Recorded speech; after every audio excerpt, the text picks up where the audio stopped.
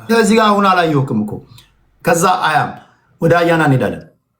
እሺ ቴዲ ያለኝን ሰዓት ቶሎ ቶሎ ለመጠቀም እንትን ልበል። አዲስ ያዝናናኛል፣ አዲስ ደስ ይላል።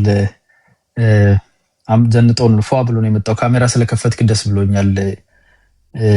የጌቶ ፓስተር መስለን የመጣው ዛሬ አምሮብሃል። ምንድነው ይሄ መስቀል አደባባይን ማን ፈቅዶላቸው ነው የሚያድሱት የሚለው የእስክንድር አይነት አስተሳሰብ ነው። አንተ ማን ሆነህ ነው ኢትዮጵያዊነት የምትሰጠኝ የሚለው ማለት ነው። ሀገር የሚያስተዳድርን መንግስት ከተማ የሚያስተዳድረውን አንተ ማን ነህ የምታድስ የምትሰራ? አትንካ፣ ከተማ አታጽዳ፣ ሁሉ ነገር ባለበት ይቀመጥ። አንተ ጊዜያዊ ነህ። የኔን ፍቃድ ታስፈጽም እንደሆነ አስፈጽም። ኢትዮጵያዊነት ማለት እኔ የሰራሁት የድሮ አለ አስተሳሰቤ። ሰው መስቀል አደባባይ ከናዋራው ይቀመጥልኝ የሚለው እስክንድር የሚደግፉ ሰዎች ናቸው። አሁን አማራ እንዳይገባ ተከለከለ ይላል። ዛሬ የደቡቡንም አምኗል። ደቡብ እንዳይገባ ተከለከለ። ከኦሮሚያ ግን ሰዎች እኮ ሲፈተሹ እንዳይገቡ ሲከለከል ነበር። የጸጥታ ችግር ሲኖር እነሱን ኮላተራል ነበሩ። የልማት ተነሺዎች አማራ ነበር የሚነሳው ይላል። ሌላውስ ብሔር ብሔረሰብ ኦሮሚያ ውስጥ ወይም ደግሞ ፍንፍኔ አዲስ አበባ ውስጥ ይኖር የነበረው ብሔር ብሔረሰብ ከካሳንቺስ እስከ ፒያሳ ሲነሳ እሱን ኮላተራል ነበር። አማራ ብቻ ነው የሚቆጠረው ማለት ነው። ይሄ ነው ሽፍንፍን። አንድ ፊቱን አሁን የዩሪ ብሔርተኝነት አውቀዋለሁ፣ የናኪላን አውቀዋለሁ፣ አይናለሁ የሚሉትም ጠርተው ነው ስማቸውን አማራ ነኝ እኔ ብሎ ቆሙ ነው የሚናገረው። ወኔ ያለው አይልሙስሙስም ተደብቆ የፌክ ኢትዮጵያኒዝም ይዞ አይመጣብህም። እናንተ እኮ የሚያስጠላው ነገራችሁ መንግስት ሆኖ የተቀመጠው ሰውዬ ብሔሩ ኦሮሞ ስለሆነ ከንቲባዋ ማን ፈቅዶላት ነው መስቀል አደባባይ የምታድሰው ትላላችሁ። ፌስታል ይዛችሁ ሄዳችሁ ከዛ ሲፈናቀል ደግሞ እንትን ወይም ለልማት ሲነሳ አማራው ይቆጠር፣ ኦሮሞ ኮላተራል ነው፣ ጉራጌው ኮላተራል ነው፣ ቤንሻንጉሉ ሌላው ኮላተራል ነን ማለት ነው። 80 ኮላተራል ብሔር፣ አንድ አማራ የሚባል ብሔር ግን ኢትዮጵያዊነት የሚል ልብስ። ይሄንን ነው አንተ እውነትን ነው የተናገርከው። ይሄንን ነው እኛ ለመቀበል የምንቸገረው። ከውጪ አትገቡም ተባለ። አማራ በሰራው ከተማ እንዳትገቡ ተባለ።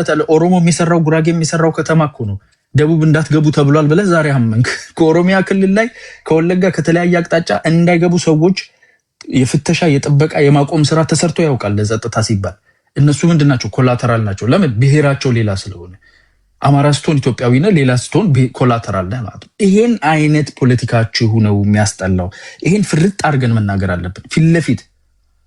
ቢኮዝ አሳዘኑኝ። እኔ አሁን ይቅርታ አድርግልኝና እነ መስፍኔን ዋንጋሪ የኦሮሞ ልጆች ከሌላ ብሔር የሆኑ ኢትዮጵያዊነትን የሚያቀነቅኑ ወንድሞቼ አንጀቴን ነው የሚበሉኝ።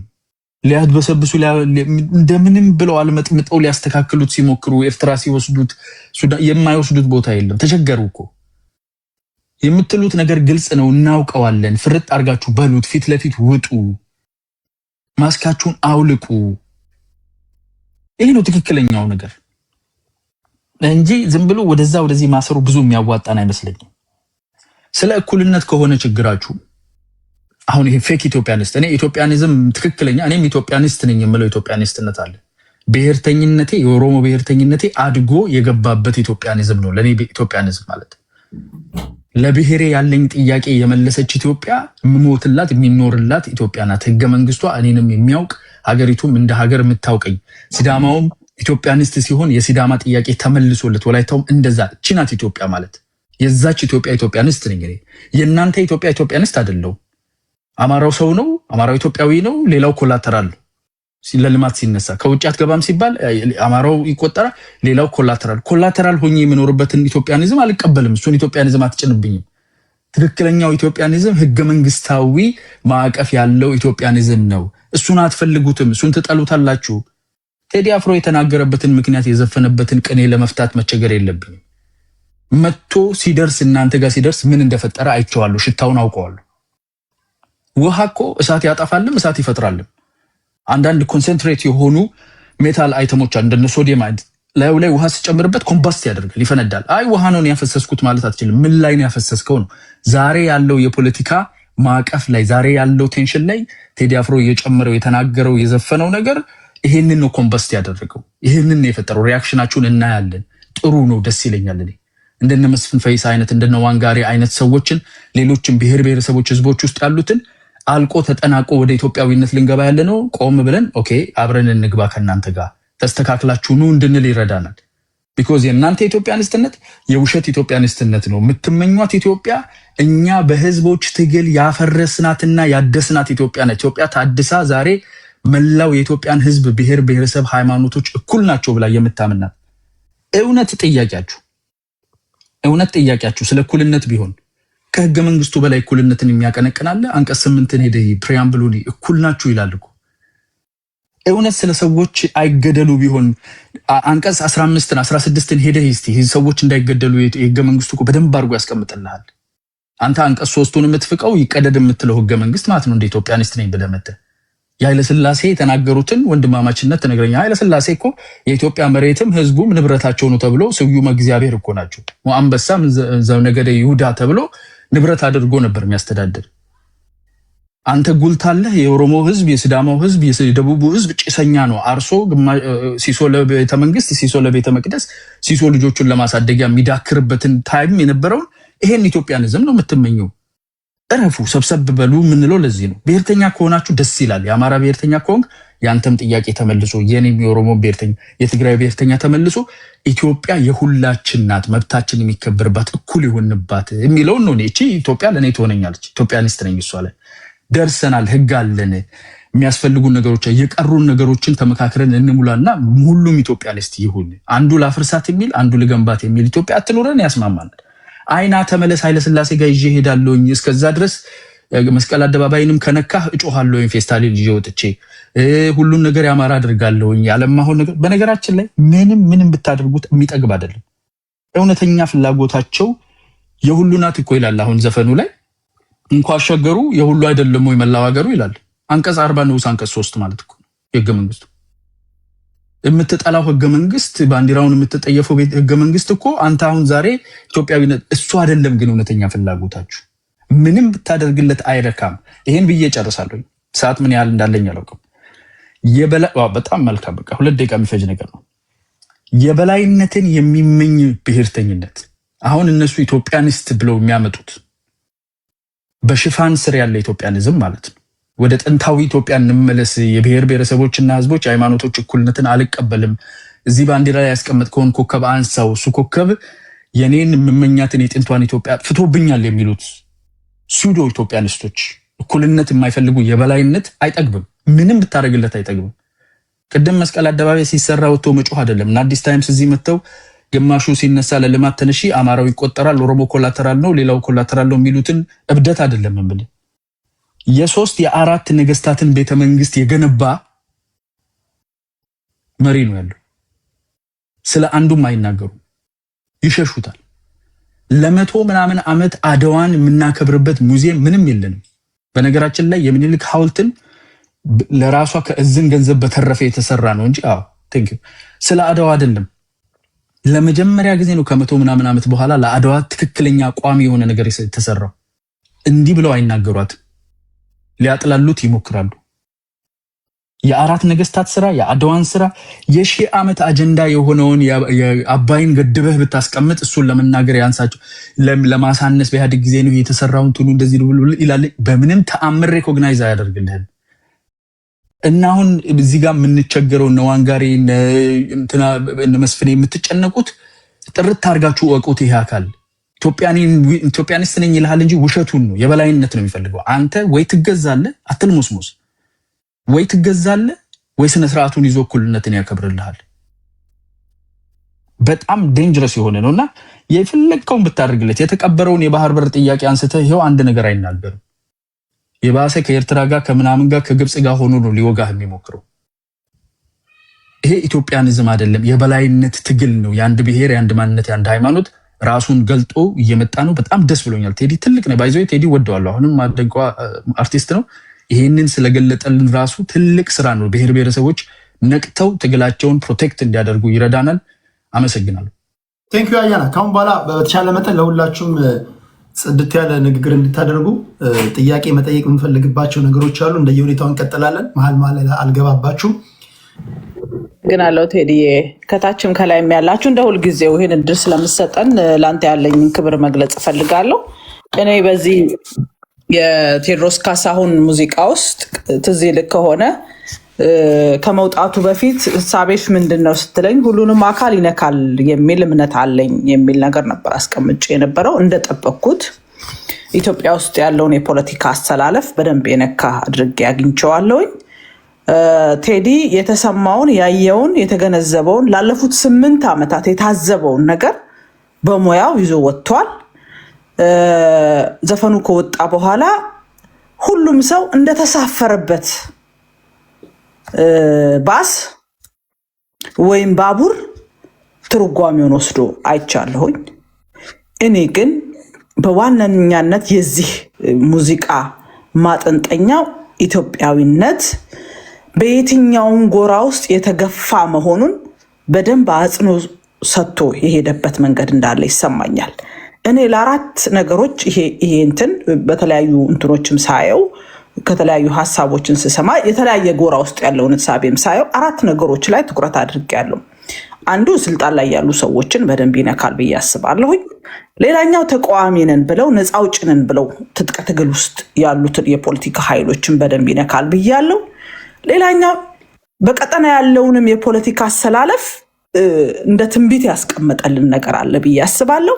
በአራተኛ ደረጃ ይሄ ብዝሃ ኢትዮጵያዊ የሚባለው የተቀላቀለው ሀገሬን እወዳለሁ የሀገሬ ፍቅር አለኝ የሚለውን ምሁሩንም ማህበረሰቡንም በአጠቃላይ ንቃ፣ አንተ ራስህ ፈልገህ ካልመጣ በስተቀር የሚሰጥህ አካል የለም የሚል በግልጽ ለራሱ እንዲቆም ኢትዮጵያዊነትን እወዳለሁ ማለት ብቻ ጥቅም እንደሌለው በግልጽ መልእክት ያስተላለፈበት ነው ብዬ ነው ማስበው። በዚህ ሙዚቃ ውስጥ በግልጽ የሚያሳየው ኢትዮጵያ ለምትባለው ሀገር ጀግኖች አባቶች ዋጋ የከፈሉላት በጭስ ቦምብ ታፍነው የሞቱ በአንድ መቃብር የተቀበሩ ለትውልዳቸው ስንፍናን፣ መገዛትን፣ መሞትን ያላወረሱ ለዚህ ሲቆሙ ደግሞ ብሔር ለይተው ሃይማኖት ለይተው ሳይሆን ኢትዮጵያዊነትን አስቀድመው የወደቁ ወላጆች የሰጡህን ባንዲራ ለማንሳት ዛሬኛ በዘር ተከፋፍለን እየተገዳደልን ነው ዋናው መልእክቱ። ሀገር እየገደልን ነው። አማራ፣ ኦሮሞ፣ ትግሬ፣ ወላይታ፣ አፋር፣ ሶማሌ ተባብለን ከወላጆቻችን በሞት በደምና አጥንት የሰጡንን ባንዲራ ለማንሳት ያፈርን ማፈሪያ ትውልዶች ነን ነው እያለን ያለው። እኛ በባንዲራችን ተስማምተን አናውቅም። እኛ በሀገራችን ተስማምተን አናውቅም። እኛ የመጡ አገዛዞችን መታገል ያለብን ለኔ ሰፈር ለኔ መንደር ብለን ሳይሆን የዲሞክራሲ የፍትሃዊነት በሰላም ወጥቶ የመግባት ጥያቄዎችን እንደ አንድ ኢትዮጵያ ማንሳት ሲገባል በሰፈራችን በመንደራችን በቀበሌያችን ተደራጅተን ሀገር እያፈረስን ያለን ትውልዶች ነን ነው። እኔ ቴዲ መልእክት የሚሰጠኝ ይሄንን ነው። መከዳት መንግስት ውስጥ መከዳት አለ፣ ተቃዋሚ ውስጥ መከዳት አለ። ቃል ገብተው እንዲላደርግ ነው ብለው ከጎናቸው የተሰለፉትን ከድተው አይተናል። ህወሓት ከድተዋል። ፋኖ አደረጃጀት ውስጥ ክዳት እናያለን፣ መገዳደል እናያለን፣ መንግስት ውስጥ መገዳደል እናያለን፣ ኦላ ውስጥ መገዳደል እናያለን፣ ቤኒሻንጉል ውስጥ መገዳደል እናያለን። የትኛውም የኢትዮጵያ የፖለቲካ አሰላለፍ ውስጥ መከዳት መገዳደል አምኖ ለወጣበት የተገደለ የተከዳ መዓት ኢትዮጵያዊ ያለ። ይህንን በተሳፈርክበት ባቡር ውሰደውልህም ይህን በግልጽ አስቀምጦታል። እኔ በዚህ ሙዚቃ ውስጥ የምር ሀገራችን የምንወድ ከሆነ ቆም ብለን እንድናይ ኢትዮጵያ ዝም ብላ በተራ ነገር የመጣች ሀገር እንዳልሆነች ዋጋ የተከፈለላት አባቶቻችን ነፍሳቸውን አስይዘው ደማቸውን አፍሰው ጄኖሳይድ ነው አዲስ አበባ ላይ የተፈጸመው። ትዝ ይላችሁ ከሆነ ሁለተኛው የጣሊያን ወረራ በተደረገ ጊዜ ይሄን ያደረጉ አባቶች የሰጡንን ሀገር አርክሰናታል። ይሄ ትውልድ የሚታፈርበት ትውልድ ነው። ከጂ ነው። የሚል በግልጽ እንትኖቹን ይዞልን የመጣ ነው። እዚህ ውስጥ በጣም ብዙ ሌሰኖች ይወሰዳሉ። እኛ አዲስ አበባን የኢትዮጵያን ከተማ የአፍሪካን ዋና ከተማ የዓለም ምሳሌ የሆነችዋን ከተማ የአማራ፣ የኦሮሞ፣ የትግሬ፣ የወላይታ፣ የጋሞ ምናምን እያልን ስንፋጭባት እንውላለን። አዲስ አበባ የሁሉም ኢትዮጵያዊ ከተማ ናት። አዲስ አበባን ለመገንባት ሁሉም ኢትዮጵያዊ አስተዋጽኦ አድርጓል። ይሄ ሀቅ ነው። ለአንድ ብሔር ለአንድ አካባቢ ገንጥለህ የምትሰጠው አዲስ አበባ የለም የሚል በግልጽ ነው ያስቀመጠው። እዚህ ላይ ማንንም ለይቶ አላስቀመጠም። ወዲያ ወጣ ወዲያ ገባ አላለም።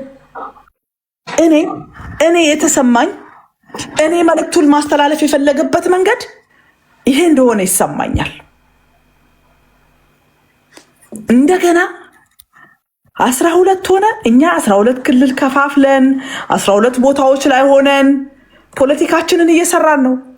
የምስራቅ አፍሪካ ፖለቲካ አይኑን አፍጥጦ በራችን ላይ መጥቷል። ትበላለህ ነው እንደ በጎቹ ይላል። እንደዛ ያ በደንብ ነው የሚያስቀምጠው። በደንብ ነው የሚያስቀምጠው። ትበላለህ። የበግ አይነት ጨዋታ የምትጫወት ከሆነ ተራ በተራ ትበላለህ ነው። ህብረት ከሌለ መተባበር ካልቻልክ በውስጥ ጉዳይ መነጋገር ካልቻልክ ትበላለህ። የበጎች ዕጣ ነው የሚደርስ። በጎች 12 ሆነው መጮህ ሳይችሉ ቢያንስ ጠባቂያቸው የሚሰማቸው አካል እንዳይመጣ ጸጥ ብለህ የምትቀመጥ ከሆነ ትበላለህ። የሚመጡ አገዛዞችን የሚመጡ ኢፍትሐዊ አሰራሮችን በሰዓቱ በወቅቱ እንዲታረሙ የማትናገር ከሆነ ዋጋ ትከፍላለህ። የኢትዮጵያን የፖለቲካ ሂደታችን በጣም አሳፋሪ፣ ዋጋ ሲጨመርብን ጸጥ እንላለን። ህገወጥ አሰራሮች ሲመጡብን ጸጥ እንላለን። የመንግስታት በደል ሲመጣ ጸጥ እንላለን። ኢትዮጵያውያን በታሪካቸው ከነገ ዛሬ ይሻላል ባልኩኝ የራሴን ጩኸት ተነጠቅኩኝ ይላል። ተነጥቋል። ብዙ ሰው ተነጥቋል። ማን ነው ነጣቂ? ስልጣን ላይ ያለው ነጥቋል። ታጣቂ ኃይል ነጥቋል። በደል ተሰርቶብህ ሌሎች ታሪኩን ቀይረው ከአካባቢ አፈናቅለውህ ዘርህን ጀኖሳይድ ታጣቂዎች ነጠቁኝ ለምን አይልም? ታጣቂዎች ስም አለ። እዚህ ለማንም አይሰጥም። እዚህ ውስጥ ሁሉም ነው ያለበት። ምክንያቱም ማንንም ነፃ አላረግም። ለዛ ነው ቴዲ የህዝብ ልጅ ያልገባኝ ፓርት እስካለ ምናልባት እዚህ በቴዲ አፍሮ ግጥም ላይ ታጣቂዎች ሜንሽን የተደረጉበት ወይ ለታጣቂዎች አድሬስ የተደረገ ነው ብለን እንድንወስድ ወደዛ የሚያሳብቅ ግጥም አለ ወይም ቃል አለ? ነገርኩ። በዚህ ግጥም ውስጥ በግልጽ ነው የሚናገረው። ጨዋታ የተቀማ ህዝብ አለ። ሰላም ዲሞክራሲ የሚፈልግ ህዝብ አለ። ጩኸቱን የቀሙት ግን ሌሎች ናቸው። አንዳንዱ እኮ ሞቶ ተፈናቅሎ ከአካባቢው ውጣ ተብሎ ተባሮ በተቃራኒው ግን እንዲህ ተደረግኩ ብሎ የሚያወራው ሰው ሌላ ነው። በዓለም አደባባይ እኮ አንዳንድ ቦታዎች ላይ ተገለው እነሱ ሳይሆኑ የእኛ ብሔር ነው የተገደለው ተብሎ እኮ በግልጽ እኮ እንትን ዶክሜንት አስይዘው ያስቀመጡ አካላት አሉ። ይሄ ጩኸትህን ነው የምትቀማው። እኔ ቴዲ በዚህ ውስጥ ለይቶ የሰጠው አካል የለም። ኢትዮጵያውያንን የበደሉ ሁሉንም የፖለቲካ ኃይሎች በግልጽ የተቸበት ያሳየበት ነው። ሁሉም ቆም ብሎ ማሰብ እንዲችል ያስተላለፈበት ነው። ግን እዚህ ላይ በደንብ የሚታየው ነገር በተለይ ሀገሬን እወዳለሁ ኢትዮጵያዊ ነኝ የምትለው አካል በሰዓቱ በወቅቱ እያንዳንዷ ሂደት ሲሄድ ማቆም ካልቻልክ በስተቀር በየተራ እየተበላህ እንደምትቀመጥ ማወቅ አለብህ። የድርሻህን ውሰድ ነው። የፖለቲካውን እንትን ሙሉ ለሙሉ ለጽንፈኛ ብሔርተኝነት ለቀህ እየያልክ አትቀመጥ ነው። ወላጆችህ አያቶቻችን የሰጡን ሀገር እንዲህ አይነት አይደለም፣ ክብር ያላት ናት። የወደቀውን የተበላሸውን ያጎደሉትን ነገር ሞልተህ ወደፊት ትሄዳለህ እንጂ ዋጋ ተከፍሎ በተሰጠ ሀገር ላይ እንደገና ተነስተህ ምንም እንዳልተፈጠረ ታሪክ እንደሌላት ከዜሮ የተነሳች ሀገር ለማድረግ ከዛ ደግሞ አዳዲስ ማንነቶችን ለመፍጠር የምትመጣው ወግድ ነው ያለው። እኔ አውቀዋለሁ፣ ማንነቴን መነሻዬን አውቀዋለሁ፣ ኢትዮጵያዊነቴን አውቀዋለሁ፣ የማን ልጅ እንደሆንኩ አውቃለሁ። ዛሬ አውቄያለሁ ጊዜ ሰጥቶኛል የምትል ሁሉ ተነስተህ ለእኔ ማንነት አትስጠኝ ነው እያለ ያለው። ወግድ ያለው ለዛ ነው። አንተ አትንገረኝ፣ እኔ አውቀዋለሁ፣ መነሻዬን አውቀዋለሁ፣ እኛ ኢትዮጵያን እንዴት እንዳለፍን በደንብ እናውቃለን የሚል ግልጽ መልእክት ያስቀመጠበት ነው። ቴዲ ቴንኪው፣ ከልብ አመሰግናለሁ። ይህ በጣም ወደ አጓጊ ምዕራፍ የተሸጋገረ ነው። እንደዛ ከሆነ አብዛኞቹ የሚተነትኑት አይዶን ነው። ስለዚህ ኢትዮጵያኒስት የምትባሉ በተለምዶ ብሔርተኞች የሚያሳዳችሁ ኃይሎች ለእናንተ ነው፣ ለእናንተ ድጋፍ እየሰጠ ነው ማለት ነው። እንደዛ ከሆነ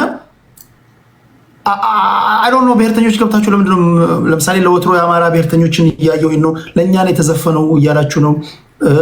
የኦሮሞ ብሔርተኞች ደግሞ እያየሁ ነው የመልስ ምት እየሰጣችሁ ነው። የትግራይ ብሔርተኞች አሉ እስካሁን የት እንዳሉ አላወኩም። እነሱ ብዙ ጊዜ ያደባሉ፣ ዳር ሆነው ያሉ። ግን ይሄ ነገር ወደ ሰስፔንስ ወደሆነ ደረጃ እየሄደ አይመስላችሁም? እያደር ምናልባት ብሔርተኞች ለእናንተ እንዳልሆነ ካወቃችሁ ቀስ እያላችሁ ምናልባት ፌድ የምታደርጉ ይመስለኛል። እኔ ግን ብትጠይቁኝ እንደዛ የሚያሳብቁ ነገሮች እስካሁን አላየውም። ውስጠ ወይራ ነው ነገርየው። ብሔርተኞችን ራሳቸውን ሸንቆጥ የሚያደርግ ነው። እንደዛ አይነት ነገር ነው የሚሉ ነገሮችን እየሰማሁኝ ነው። ታፕታፕ አድርጉላችሁ። ቅድስትን እናመሰግናለን። እስኪ ዋንጋሪን እንስማ። አዲስ ታይምስ ነው ዋንጋሪ። ቅድም ያልኳችሁን ታውቃላችሁ እናንተ። እሺ ዋንጋሪ ነው አይደለ?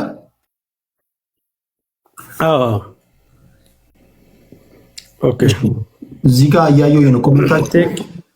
እሺ ዋንጋሪ 8 ደቂቃ እንግዲህ ከጽዮን ሙሽራዬ በኋላ እንድናገር ፈረድክብኝና እንዴት አድርጌ ብናገር ነው ሀሳቤን የምገልጸው የሚለው ፈተና ውስጥ ጨመርከኝና እንግዲህ ቴዲ አፍሮ በመጀመሪያ ደረጃ እንኳን ደስ ያለህ ልለው እፈልጋለሁ። በጣም በጣም በጣም ግሩም አርት ማለት እንደዚህ ነው። አርት ማለት በስሜት ተነሳስተህ ጭቃ መለቅለቅ ማለት አይደለም። አርት ማለት ነገን የምትገነባበት፣ ትናንትን የምታስታውስበት፣ ዛሬን የምትቀምርበት ነው አርት እና ቴዲ ኮንሲስተንትሊ በዘፈኖቹ ስለ ፍቅር ስለመዝፈኑ ከዶክተር አብይ ጋር ሊያጋጩት ይፈልጋሉ። በነገራችን ላይ ዶክተር አብይ ከድር ሰተቴ በሚለው መጽሐፉ ላይ ስለ ቴዲ አፍሮ ጽፏል።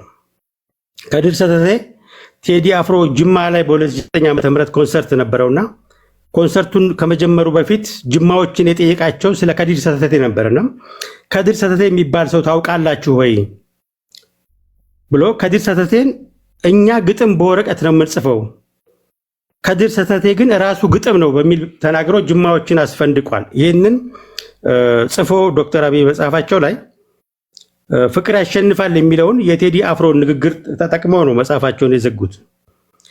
ሁለቱም የአርት ሰው ናቸው። በአርት አገር ይገነባል። ዘፈን ደግሞ አንድ ዘፈን ይሄን ያክል ካጨቃጭቀን ቴዲ በደንብ ዘፍኖታል ማለት ነው። ችግሩ ቴዲን የምናይበት መነጽር ይለያያል። ቴዲ በተለይ ቴዲን የሚጠሉት ወገኖች አሁን ለምሳሌ ቅድም ወንድም ስለ ኃይሌ ነው በቁሙ የዘፈነው አለ። ለቀነኒሳ የዘፈነው ዘፈን አይደለም። ቀነኒሳ በህይወት የለም። ለቀነኒሳ የተዘፈነው ዘፈን አሁን አይገርምም? ስለ ቀነኒሳ አንድ የዘፈነ ሲኦሮሞ ዘፋኝ ንገረኝ።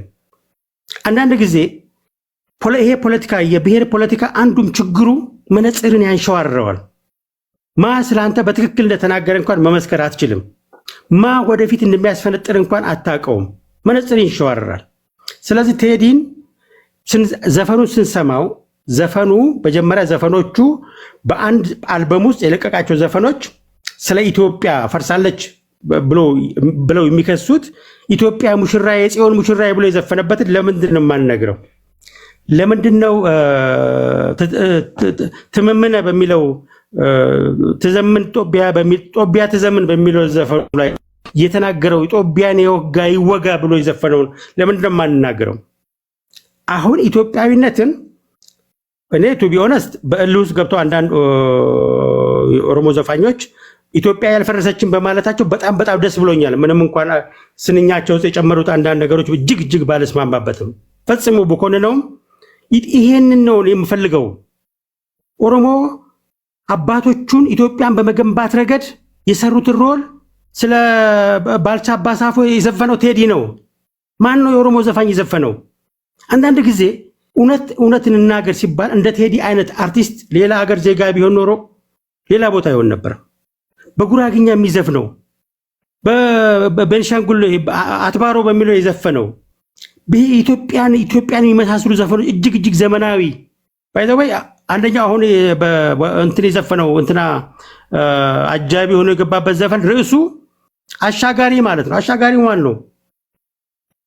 ዘፈኑን ትርጉሙን ስትሰማው አሻጋሪው ማን ነው? ትርጉሙ ራሱ ርዕሱ አሻጋሪው ነው የሚለው። ማን ነው አሻጋሪው? ስለማን ነው የሚያወራው? ማን ነበር ኢትዮጵያን አሻግራለሁ ያለው? ሁለተኛ ስለ አዲስ አበባ ያወራው ማንን ነው? ቀለም ነክሮ ስለ ጥበብ በዓለም ያልታየ ጥበብ ነክሮ ልዩ አደረገሽ አሳምሮ ብሎ ያላት ማንን ነው? ኢትዮጵያ ያየናት አዲስ አበባ ያየናት አልተቀየረችም ወይ? ዓለም አልመሰከረላትም ወይ? የአፍሪካ ዱባይ አልተባለችም ወይ? በማን አመራር ነው ይሄ የተባለው? እንደዛ ከሆነ ታዲያ አዲስ አበባ ስም አላት። አዲስ አበባ ብሎ መጥራት አይቻልም? ማድበስበስ ምን ያስፈልጋል? አዲስ አበባ ከሆነ እኔ ምርጫ አስቀምጫላችሁ ነበር ታሳቡት። ጥበብ ስትገልጽ አንዳንድ ጊዜ ስንተነትንም ይህ ሀይድ የምታደርገው ነገር እኮ አይደለም። ለምሳሌ እኔ ምርጫ አስቀምጬላችሁ ነበር። አንዳንዱ ለእናቱ ለወይዘሮ ራዬ ለጥላይ ነው ይላሉ፣ ራዬ። ሁለተኛ ለባለቤቱ ነው ይላሉ። ሶስተኛ ለአዲስ አበባ ነው ይላሉ። እዛ ላይ የእናቱን ስም ይገልጻል። እንዲሁ በደፈናው ካየኸው የእናቴ ምትክ ስለሚል ጥላይ ስለሚል ለሚስቱ ማለት ይቻላል የሚሉ ሰዎች ተሳሳታችሁ ማለት አይቻልም። ለአዲስ አበባ ከሆነ ግን አዲስ አበባ ብሎ ለምንድን ነው የማይጠራው? አዲስ አበባ ስም ማለት አይደል? እንደዛ ከሆነ እዚህ ላይ አዲስ አበባ ብሏል አይደል? የዳስታን ላይ እዛ ላይ ታየኝ የሚለው ላይ ለምንድን ነው አዲስ አበባ ብሎ እናንተ እንደምትሉ ለአዲስ አበባ ከሆነ አዲስ አበባ ብሎ ለምንድን ነው ያንጠራው ታዲያ? እንግዲህ ዘፈን ኢሞሽን አለው ቴዲ። ዘፈን ሰብጀክቲቭ ነው። ኢሞሽናሊ አታችድ ስትሆን ዘፈኑን የሚያዳምጠው ሰው በሱ በሚገባው መልኩ ተርጉሞት ተዝናኖትን እንዲኖረው ነው የሚያደርግ።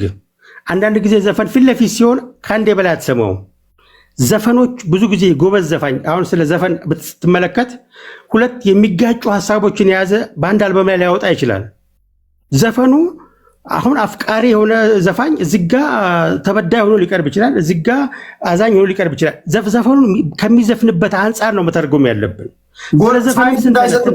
ተቃዋሚዎቹ ፈርቶ ነው ለማለት ፈልገ ነው፣ ወይም ደግሞ ማለት ኦዲየንሱን ቤዙን እንዳጣ ፈርቶ ነው ሀይድ ያደረገው። አሁን ከተማ ይጠራል። ምንም ከተማን በግልጽ በስማቸው ይጠራል። ለከተሞች ይዘፈናል። ለሐዋሳ፣ ለባህር ዳር፣ ጎንደር የተባሉ አዲስ አበባ የተባሉ ይጠራሉ። ይሄን የመሰለ ለአዲስ አበባ ከሆነ አዲስ አበባ ከተማ ለምንድን ነው የማይባሉት? አለ ሆነ እንደዛ እናንተ እንደምትሉት እንግዲህ የ8 ዓመት ሪፖርት ነው የቀረበልን። ዘፈኑን የዘፈነበት ለምሳሌ ዳስጣልን የዘፈነው ግጥሙን የጻፈው ያዜመው መቼ ነው? ጽዮን ሙሽራዬን አሁን ጽዮን ሙሽራዬን መቼም ግልጽ ነው ስለማን እየዘፈን እንዳለ እዛ ውስጥ አዲስ አበባና ስለ ኢትዮጵያ መሆኑ ግልጽ ነገር ነው። ኢትዮጵያ ፈርሳለች ያላትን ኢትዮጵያ ጽዮን ሙሽራዬ ብሎ ሊዘፍን አይችልም አንድ ዘፈን።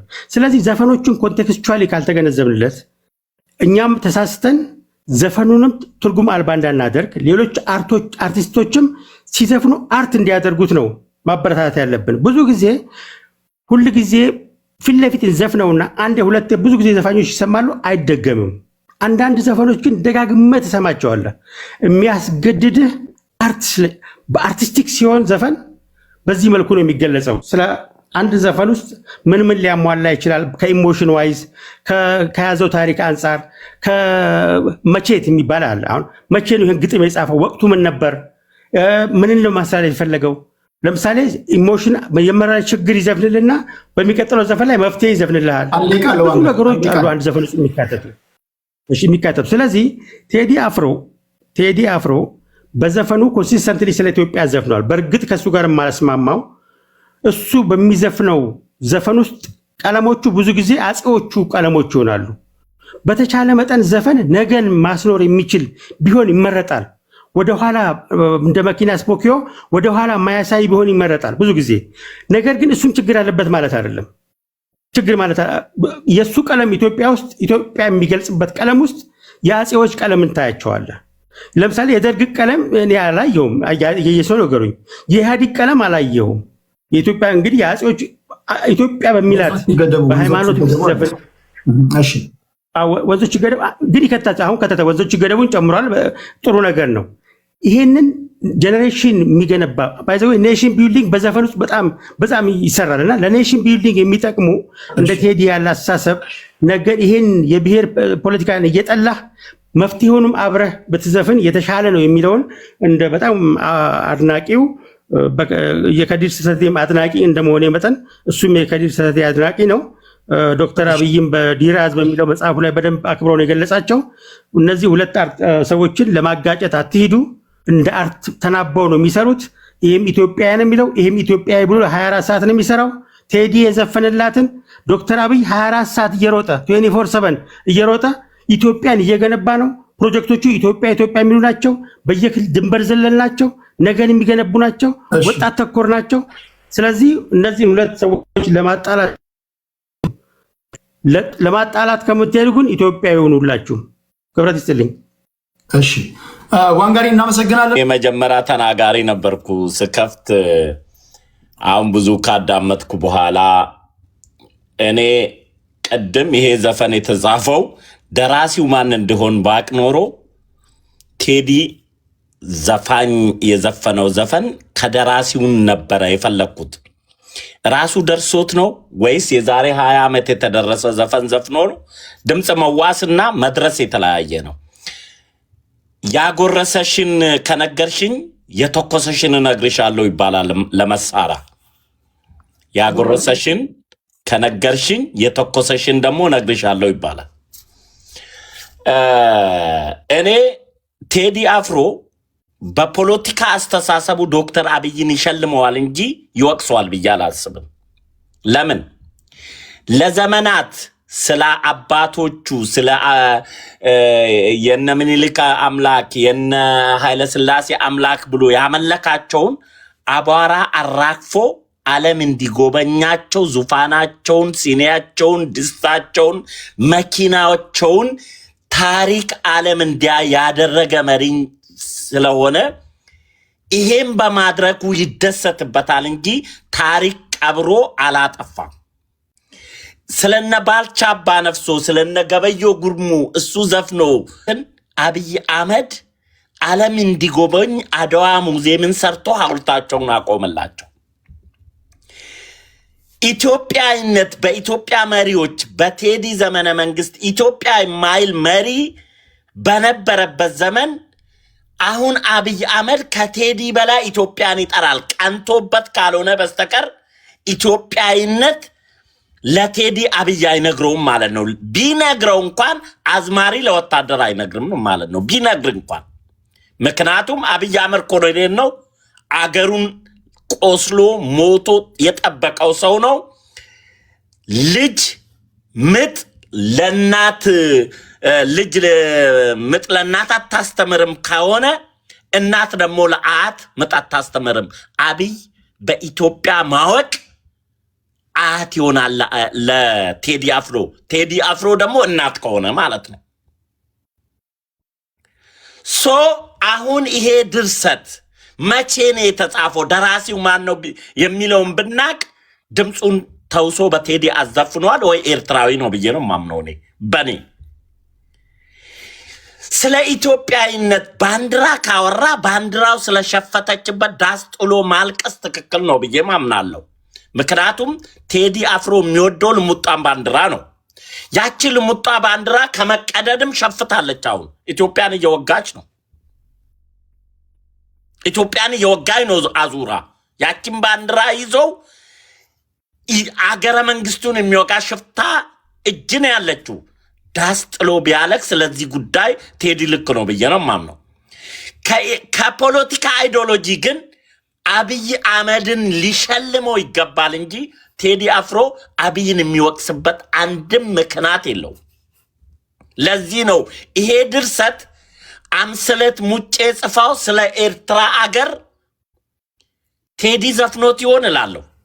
ኢትዮጵያን የማይመለከት ስለሆነ አሁን ባለ ተጨባጭ ሁኔታ ኢትዮጵያን ከፍ አድርጎ ከቴዲ በላይ የሚጠራው መሪ ዳላክልዝ ላይ ልስራ ቤቴ ብሎ እሱ ድሮ የዘፈነውን ዘፈን ዳላክል ላስመልስ ብሎ የሚጣጣረው መሪ ስለ አጼዎቹ አምላክ እሱ በቦራ አራግፎ ዓለም እንዲጎበኝ ያደረገ መሪ ስለ አድዋ ስለ አባቶች ጀግንነት በዘፈን የዘፈነውን ሙዚየም ሰርቶላቸው ያስከበረ መሪ ቴዲ እንዴት አብይን ሊጋጭ ይችላል ብለህ ታስባለህ? ለአብይ ነው የዘፈነው ይሄን ዘፈን ብለህ እንዴት ታስባለህ?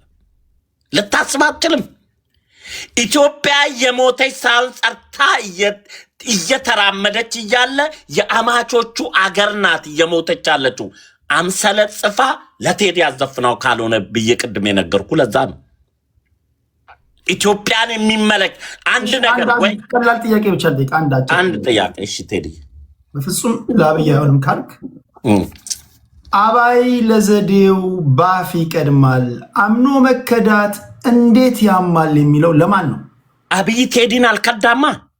አብይ ማን ነው ተከጂ? እሱ ነው ግራ የገባ። ኤርትራ ከልታት ስለሆነ ለኤርትራ ብሎ ዘፍኖ ይሆናል ብዬ ነው የማስበው። አሰብ እሰጣቸዋለሁ ብላ ቀለበት ሰተናት ሰንጋ ፈረስ ጋር ሰተን ስንደመር ኢትዮጵያን አሰብን እንካፈላለን ብሎን ካዳን ኢሳያስ አፈወርቂ የእሱ አማት። ለኤርትራ ከሆነ አይ ቲንክ ኤርትራ ስም አላት፣ ሉዓላዊ ሀገር ናት። ምን ማድበስበስ ምን አስፈለገ? ቀድሞዋን ጋሪ ምን አለ? ሙዚቃ ቀጥታ አይነገርም ቅኔ ነው ይባላል። ቅኔ ደግሞ አይታወቅም። አሁን እኮ እኔ እናንተ ደራሲው ምን ብሎ እንደጻፈ ለምን እንደጻፈ መቼ እንደጻፈ ደራሲው ቢተነትንልን እኔ እናንተ መላምታችንን አናወራም ነበር። ቅድም ነግሬ ያለው ምን ነው በአደባባይ ትቀጭኛለሽ የሚለውን የኤፍሬም ታምሩ ሌላው ወርቅ ያበደረ ደርሶት አለት እንዴት ይቻላል ዝም ማለት? ከነገ ዛሬ ይሻላል ባልኩኝ የራሴን ጩኸት ተነጠብኩኝ የሚለው ለማን? አዎ ኢትዮጵያዊ ብሎ ይጮህ ነበረ። የእሱም ባንዲራ ይዞ ጫካ ገቡ። አሁን ቴዲን ኢትዮጵያዊ አይደለም እያሉት ነው። ኢትዮጵያ የለችም እያሉት ነው። ለነሱ ነው የጻፈው እንጂ አብይ ከቴዲ አይዲዮሎጂ ከቴዲ ኢንተርስት ጋር የሚጣላ የፖለቲካ አመለካከት የለውም። እሺ የመጨረሻው በፍቅር ጠርተው ከዳር እስከ ዳር መሀል ገቡና አቆሙን ከዳር ይላል። ማን ነው መሀል የገባው? ማን ነው ዳር የቆሙ? መሀል የገባው ትናንትና እንግዲህ ኢትዮጵያ በጋራ ስንታገል ነበረ። እኔ ቴዲ ቅድም አንድ ወዳጅ ሲያነሳ ነበረ እነ መስፍን ፈይሳ አሁን ኢትዮጵያዊ አይደለም ይላል። እኛ ኢትዮጵያዊ ነን፣ ህብረ ብሔራዊ ኢትዮጵያ ነን። የዛች ኮከባ አርማ መገለጫ ኢትዮጵያዊ ነን። መስፍኔ መሀል አይ ቲንክ ከኔ ጋር አብራችሁ ያላችሁ መጀመሪያ ዙር ከተናገርከው አሁን ኮምፕሊትሊ ይጣረሳል። አሁን የሰጠኛ ያለው ቅድም ቴዲ አፍሮ የጥንቷን ኢትዮጵያ እየናፈቀ ነው ያችን አገኛትም የሚል ትንታኔ ነበር የሰጠው። ምናልባት ካደመጥክ በኋላ ሀሳብን ቀይረ ይሆን? ነገርኩ እኮ ቅድም ግጥሙ ራሱ ለማን ነው የተጻፈው የሚለው አሁን ካለ ኢትዮጵያ ተጨባጭ ሁኔታ ጋር ግራ ጋብቶኛል። አምሰለት ሙጬ ጽፋ ለኤርትራ ዘፍናው ይሆናል ያልኩት የመጀመሪያ ተናጋሪ ስለሆንኩኝ፣ አሁን ፖለቲካ ተንታኞች የራሳቸውን ፈረስ ጎትቶ ይሄ ለከሌ ነው ብሎ ድርሻ ሲሰጡ አይ ይሄ ድርሻማ ለዚህ አይሆንም፣ ይሄ ግጥም ለዚህ ማለት ነው ብዬ እየመለስኩ ነው። አብይን የሚዋጅ እዛ ውስጥ የለም። ቢሆን እንኳን ለከሌ ይሰጣል። ይሄ ግጥም ለአብይ የሚሰጣን ምክንያት የለም። ምክንያቱም ቴዲ ስለ አባቶቹ አድናቂ ነው። የአባቶቹን አቧራ አራግፎ ለዓለም እያስጎበኘ ያለ መሪ ነው። እሱን እንኳን ገብቶ ያልጎበኘ ቅናት ይዞት በበሩ ስር እንኳን የማያልፍ አርቲስት ነው። መስፍን ያንዴቃል። ስለዚህ ሜቢ በአብይ አህመድ ቀንቶ ካልሆነ ኢትዮጵያዊነትን ከኔ በላይ አቀንቅኖታል። እሱ የሚወደውን አባቶች ለዓለም ታሪክ አቧራ አራግፎ አስጎብኝቷል። እሱ የሚወደውን የአድዋ ጀግኖችን አባቶች ሙዚየም ተክሎላቸዋል። አሁን ብዬ ዘፍናለሁ ብሎ ቀንቶበት ካልሆነ በስተቀር ዶክተር አብይን በፖለቲካ በአርት ሾንቆጣ ቴዲ የሚያሸነቆጠው ምንም አይነት ምክንያታዊ አመክኖ የለም ለማለት ነው። ቴዲ ስታስበው ነው ስታስብ ስታወጣው ስታወርደው ሊዘልፈው በአርት ሳስበው ሳወጣው ሳወርደው የለም ከሚል እሳቤ ነው እየተነተንክ ያለው አይደል? አዎ የለም። ምክንያቱም ቴዲ ከሚፈልጋት ኢትዮጵያ በላይ ከፍ አድርጎ ነው አባቶችንም አክብሮ ታሪኳንም አክብሮ ዳላክ ላይ ልስራ ቤቴ ብሎ ለዘፈነው ዘፈንም አሰብን ላስመልስ እያለ የሚታገለው መሪ እንዴት አድርጎ ነው ቴዲን ሊሾነግጦ የሚገባው ሊሸልመው እንጂ የሚገባው? እሺ ኦኬ ታንክ ዩ ቴዲ።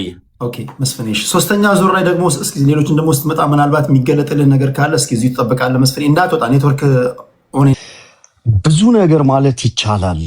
አሁን ችግሩ ስለ ቴዲ የተወሰነ ነገር ላለው ግን ይሄ ፖለቲካሊ ክሪቲካል ማስመገንባት አቅቶት ሀገር ላይ ምንም አይነት ንቅናቄ መፍጠር አቅቶት የፖለቲካ ዋንጫውን የተበላ ራሱን ኢትዮጵያኒስት ግሩፕ የሚል ምናልባት አሁን ቴዲ አፍሮ ላይ ተንጠልጥሎ ህገ መንግስት የለወጠ ፖሊቲ የቀረጸ ምናምን የሚመስለው ሰነፍ ቡድን አለ እና ይሄ ታክሲ ሲያልፍ ውሻ ከኋላ እንደሚጮኸው በጣም ሰነፍ ነው። የሚጮህበትን ቦታ ራሱ አያውቅምና አይ ቲንክ ፖለቲካሊ መደራጀት፣ መታሰር፣ መፈታት አብይን ደፍሮ መታገል ነው ለውጥ የሚያመጣው እንጂ ክሪቲካል ማስ ካልገነባህ ጭቆናና ባርነት ይቀጥላል። የአማሮችን ስም በየመድረኩ በተገኘችው ቀዳዳ ስላጠፉ አይ ቲንክ ኢትዮጵያ ነፃ የምትወጣ አይመስለኝም።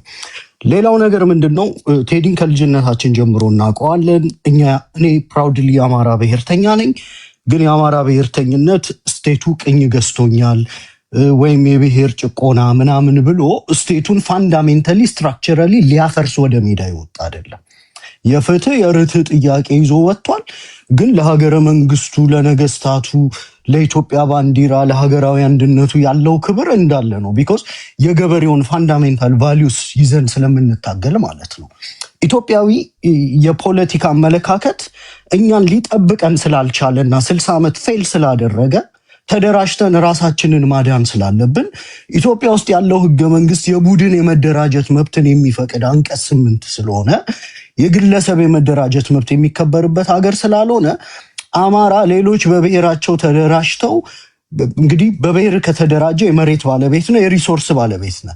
አማራ ቁጭ ብሎ በሲቲዝም ፖለቲካ ኦልሞስት 60 ዓመት የጅል ፖለቲካ ነው የተራመደውና በዛው ከቀጠለ ከሀገሪቷ ከሁሉም ነገር ይገፋል። ያም ነው የሆነው። ስለዚህ ከዛ አንጻር ወደ ብሔርተኝነት ገብተናል። ኤንድ ዌር ኖት አሼምድ ኦፍ ኢት ለማለት ነው። ሌላው ነገር ምንድን ነው? እኔ ቴዲን ያው አብዛኛው አማራ ይወደዋል፣ እኔም ፐርሰናል ይወደዋለሁ። ግን ደግሞ ፖለቲካሊ ቴዲ ማኒፌስቶ አይጽፍም፣ ፖሊሲ አያወጣም እና ቴዲ ቮት ቢያደርግ ለኢትዮጵያኒስት ካምፕ ቮት ያደርጋል፣ ብሔርተኝነትን ይጸየፋል። ያው ብዙዎች በዘር ተዘፍቀው ታዘብናቸው ምናምን ይላል። ይህን ኩርኩም ትወስደዋለህ እንደማንም ብሔርተኛ። ፋንዳሜንታሊ ግን ከግለሰቡ ጋር ጸብ ከሌለኝና አብይ አህመድን ከተቃወመ አገዛዝ ነው፣ ፓወር ስትራክቸርን ነው ቴዲ የሚቃወመው። ከዛ በተረፈ ደግሞ ያዞምባ በሚለው ዘፈኑ በማንነታቸው የተገደሉ ድምፅ አልባ ወገኖቼን ድምፃቸውን ካሰማ አይ ቲንክ ሃቭ ኖ ፕሮብሌም። ቴዲ ስልጣን ላይ ሲወጣ የፓወር ስትራክቸር ላይ ከመጣና ጨቋኝ ከሆነ ወይም ደግሞ ፖለቲካ ኢምፖዝ ካደረገ ልንቃወመው እንችላለን። ጥሉት ነው። እኔ አሁን አድቮኬሲዋን ቴዲን ይወዱታል አንዳንዶቹ። ላይ ስሪታችን እኛ ኦባንግ ሜቶን እንደ እብድ እንወዳለን፣ ግን ዊ ኖው ኢትዮጵያዊ ብሔርተኛ እንደሆነ። ታዲዮስ ታንቱን እንወዳለን። ለቴዲ አፍሮም ያለን ስሜት ከዛ የመነጨ መሆኑ ይታወቅልን ለማለት ነው። አንዳንዴ ምን አይነት አድቮኬሲ እንደሚሰራ ጊዜን ያባክኑብኛል። እኔ ስለ ቴዲ ላውራ። በነገራችን ላይ ቴዲ ኤፕሪል 18 2026 ቢቢሲ ጽፎለታል እና ምንድን ያለው ሚሊየንስ ሊስን ቱ ኢትዮጵያን ስታር ሶንግ ቴኪንግ ስዋይፕ አት ገቨርንመንት ብሎ አሁን ያወጣውን አልበም መንግስትን አጥረግርጎ እንደተቸ እና እንዲያውም ዳስጣልን ፑት አፕ ደ ቴንት ብሎ ተርጉሞት ይሄ ትራዲሽናሊ የለቅሶ ሴሬሞኒ እንደሆነና ሀገር ሞታለች ብሎ ቢቢሲ ባይተረጉመውም ሎስት ብሎ ነው ላይክ ካንትሪ ሃዝ ቢን ሎስት አይነት ነገር ብሎ ተርጉሞታል። ሶ ኢንተርናሽናሊ ፖለቲካው መልእክቱ ደርሷል። ሶ ቴዲ አፍሮ ለታጠቁ ሰዎች አይደለም፣ መቃዠት ይቻላል። ቴዲ አፍሮ ብሔርተኞችን ሁሌም ዘፈን ሲያወጣ ይኮረኩማል፣ ችግር የለውም። ግን በዋናነት በወያኔ ዘመን በወያኔ መር ኢህአዴግ ዘመን ያደርግ እንደነበረው ፓወር ስትራክቸርን ቻሌንጅ አድርጓል። እንዲያውም እዚሁ ቢቢሲ አርቲክል ላይ በ2017 ለምንም አይነት ብሔር ጥላቻ እንደሌለውና ፍቅር እንደሚሰብክ ምናምን አውጥቶለታል። በ2022 ደግሞ ብሔርተኞችን ተችቷል ብሎ ራሱ የቢቢሲ አርቲክል አውጥቶለታል። እና ሰውየው ሂዛን ኢትዮጵያን ሶ አይዲያል የሆነች ዩቶፒያ ያለችው የራሱ ደግሞ ወርልድ ቪው አለው እና ያን አከብራለሁ። ግን ፓወር ስትራክቸርን ለዛውም ደግሞ አዲስ አበባ ላይ በህይወት በሚቆመርበት ከተማ ላይ የድሮውን ቴዲ አፍሮ ሆኖ መምጣቱን እኔ ለዚህ በጣም አድናቆት አለኝ። ሌላው ነገር ግን ምንድን ነው አሁን ይሄ ሀገር በተለይ ዳስጣን ላይ ስለ ሞራል ኮላፕስ ስለ ሀገር ቫሊዩ ዩኒቲ ኤንድ ጀስቲስ ኮላፕስ ማድረጉን ነው። ሀገር ሞቷል ሲባል ሊትራሊ ሊሞት አይችልም። ሀገር በሁለት መልኩ በሜታፎር ሞቷል ልትል ትችላለህ። አንደኛው የሀገር ቫሊዩ ጀስቲስ ዲግኒቲ የሰዎች ክብር ኮላፕስ ሲያደርግ ሀገር ሞቷል ልትል ትችላለህ። ሁለተኛው ፋንዳሜንታሊ ሀገሪቷ ቅርጿን ልክ እንደ ሶቪየት ዩኒየን እና ምናምን ዩጎዝላቪያ ቅርጿን ስትለውጥ ሀገር ሞቷል ልትል ትችላለህ። አይ ቲንክ የቴዲ ወደ መጀመሪያው ዴፊኔሽን የሚቀርብ ነው። ሀገሪቷ ሞራል ቫሊዋ ይሄ የዩኒቲ እኔ በጣም የሚገርመኝ በተለይ የብልጽግና ሰዎች ሁለት ነገር ፖዚቲቭ ነገር አለኝ። ግን ከብልጽግና ሰዎች አንዱን ልንገር። ከብልጽግና በጣም የገረመኝ ነገር አሁን እነዚህ ሰዎች ስለ ቀይ ባህር ስለ ወደብ የሚዘምሩበት ወቅት ነው። እንደ ቴዲ ፍሮንትማን አድርገው ይዘው ሊሄዱት የሚገባ ሰው ነበረ። በዩኒቲ ጉዳይ ሀገራዊ አንድነት አጀንዳን በማቀንቀን ጉዳይ ከቀይ ባህር እስከ ዳህላክ የሚያቀነቅን ሰውዬ ስለ ኢትዮጵያ አንድነት ቢኮዝ ናሽናል ኢንተረስትን የሀገር ዩኒቲ ላይ ሳትሰራ አቺቭ ልታደርገው አትችልም። ሱስ ሆኖባቸው ይህንንም ሰውዬ ይቃወሙታል። ዳርናት ኢቨን ስማርት እንዴት እንደሚጠቀሙበት እንኳን አያውቁም። የተለመደው የፖለቲካ ፓተርን ውስጥ ነው የገቡትና አይ ቲንክ ቴዲ በሜታፎር የተናገረው የጀስቲስ የዩኒቲ የፍትህ የርትህ ስርዓታችሁን አስተካክሉ ይመስለኛል። ሌላኛው ነገር ግን ደቂቃ ሳያልቅ አንድ ማንሳት የምፈልገው በጎ ነገር ምንድን ነው? ቅድም ወንድማችን ፌዴራሊዝም አንደር ትሬት ምናምን ብሎታል። ጀስት ሲንግል ኢንዲቪጁዋል በቃ ራሱን በኢትዮጵያኒስትነት የሚገልጽ በአክሲደንት አባቱ ጉራጌ እናቱ አማራ ነገር ግን በአባቱ እሴት ያደገ ሰምሃው ለነገስታቶቹ ለኢትዮጵያን ዩኒቲ በጎ አመለካከት ያለን ሰው የኢትዮጵያን ፌዴራሊዝም ስጋቱ ውስጥ ከተተ ብሎ ብሔር ብሔረሰቦችን የጠራበት መንገድ እኔ ኢትስ ሞራል ዲኬይ ብዬ ነው የምገልጸው። እውነቱን ለመናገር is just a single individual ህገ መንግስቱ የመናገር ነፃነት የሚፈቅድ ነው። ያንን የመናገር ነፃነት ተጠቅሞ ስለ ሀገሪቷ የሆነ የራሱን አስተያየት ሰጠ። ለኔ ግን በጎ አድርጌ የምወስደውን የመጨረሻ ማስቀመጣት ምንድናት? ይሄ ፈሪ መንግስት የቆመበት መሬት ሁሉ እየከዳው ነው እና አሁን የብሔር ጎጆ ውስጥ መደበቅ እንዳይችል አድርገውታል። ሁለት ሰዎች ልጥቀስና አላብቃ። ለምሳሌ ጀዋር መሐመድ ኮምፕሊትሊ ጌሙን ሽፍት አደረገው።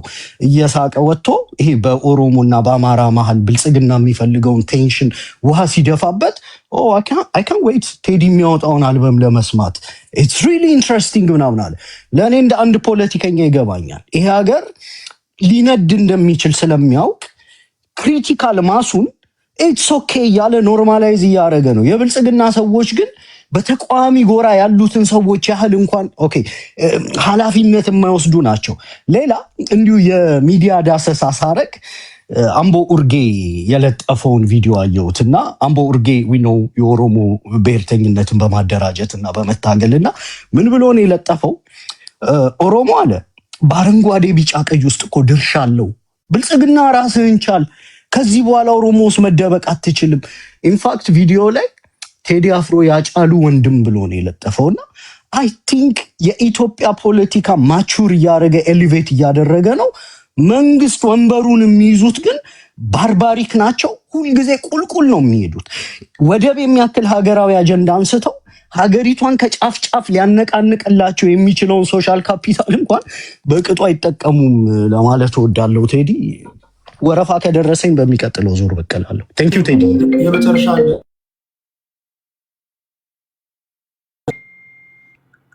የላካችሁ ያላችሁ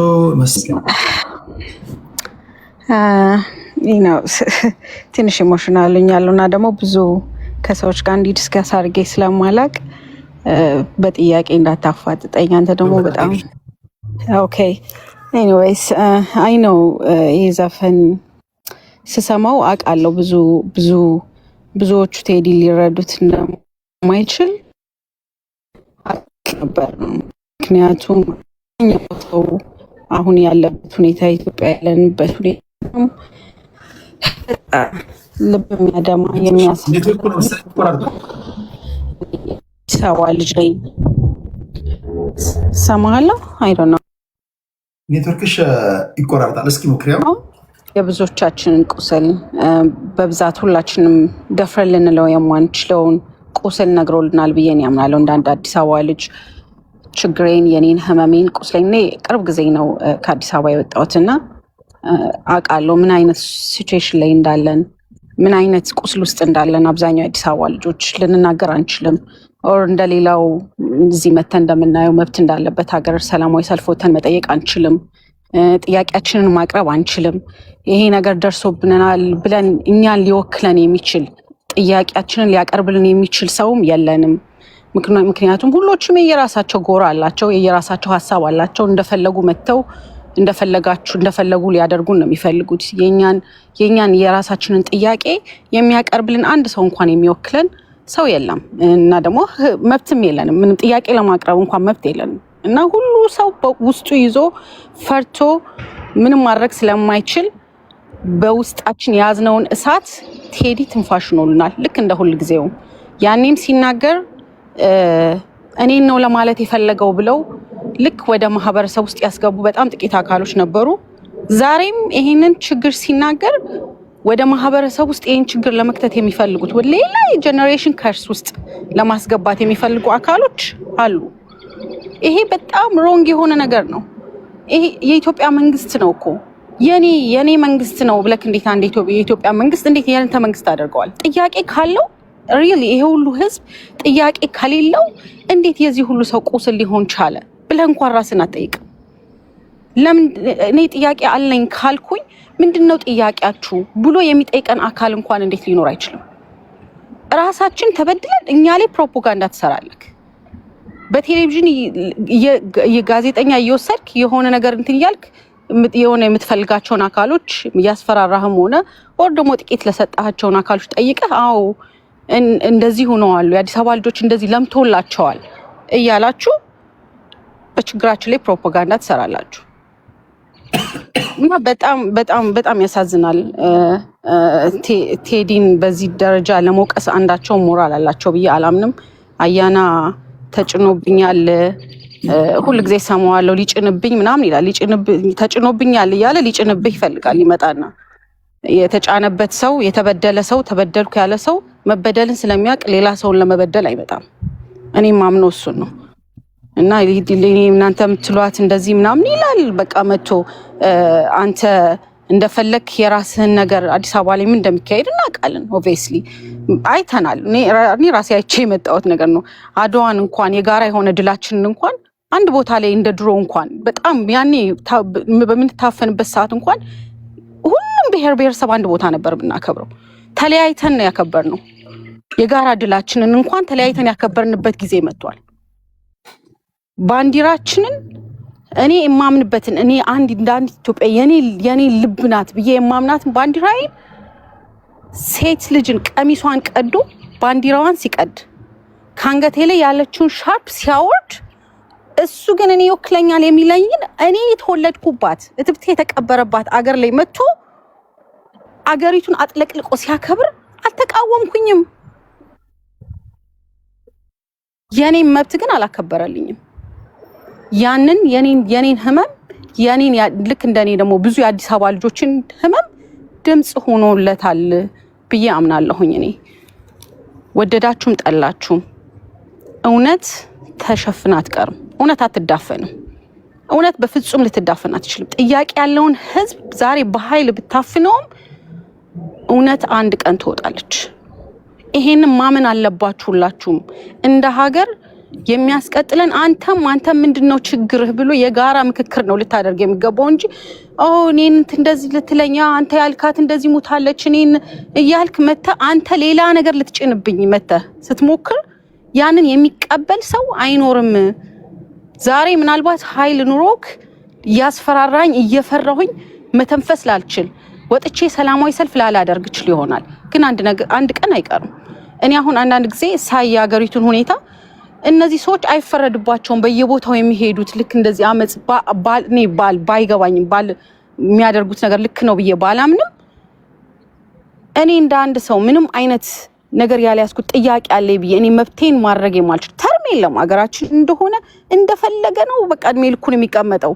ወይ በምርጫ ወርደዋለሁ ቀጠዋለሁ አለልም እንዴ በቃ እንደፈለገ መሳሪያ በቃ አቅሙ እስካለው ድረስ አንዱ መጥቶ በመሳሪያ እስኪያወርደው ድረስ ዘላለሙ ነው የሚቀመጠው። የኔ መሳሪያ ምንድነው? በምንድነው እኔ ጥያቄን ማቀርበው?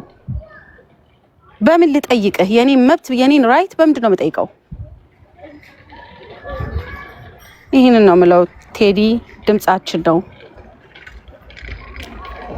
ቴንክ ዩ ስለሰጠኝ እድል በጣም አመሰግናለሁ። ቴዲ ቴንክ ዩ ኢሊ ከልብ አመሰግናለሁ። እውነት ቴዲ እኔ ባለፈው ተናግሬያለሁ። የኢትዮጵያ ሕዝብን ያለውን መከራ ችግር ይገልጻል ብያለሁ። አሁንም እሱ ነው የሰማሁት። የአዲስ አበባ ሕዝብ እንኳን ቤቱ ኖርማል ቁጠባ ያሰራው እንኳን እንደተዘረፈ፣ እንደተገፋ፣ እንደተዋረረ እናውቃለን። ውሸት ምንም አያዋጣም። ነገም ሌላ ማህበረሰብ ሊባረር ይችላል። በዛ ምትክ ደግሞ በዚህ የተካካድነ ከሄድን ነገሩን ተረድተን ችግሩ ተረድተን ከመፍታት ይልቅ በውሸት ፕሮፓጋንዳ የመንግስት ነው አብዛኛው የሚወቅሰው ለአብይ አህመድ ነው። የወደቀው የፈረሰው ኢትዮጵያዊ ነው ሊያስተምር የሚፈልገው አብይ አህመድ። እኛ ኢትዮጵያውያን እኮ ስንወለድ ኢትዮጵያውያንን ክደን ማናቅም መንፈስ ተቆርጠን ኢትዮጵያ ለማፍረስ ታግለን አናቅም። ከኦነግ ጋር እሰራለሁ ብሎ ኢትዮጵያዊ ከመንግስት ጋር እየሰራ ኢትዮጵያዊን የማይወክል አብይ አህመድ ነው ኢትዮጵያ ለማፍረስ ከኦነግ ኤርትራ እየሰለልኩ መረጃ አቀብል ነበር ብሎ የተናገረው አብይ አህመድ ነው። እኛ በዛ ተሰማርተን አልሰራንም። አሁንም ኢትዮጵያ ያፈረሰው የአዲስ አበባ ህዝብ። እኔ የአዲስ አበባ ልጅ አይደለሁም። እንደ ኢትዮጵያዊ ግን ያገባኛል። የአዲስ አበባ ህዝብ ተፈናቅሏል፣ ተባሯል፣ የበይ ተመልካች ሆኗል።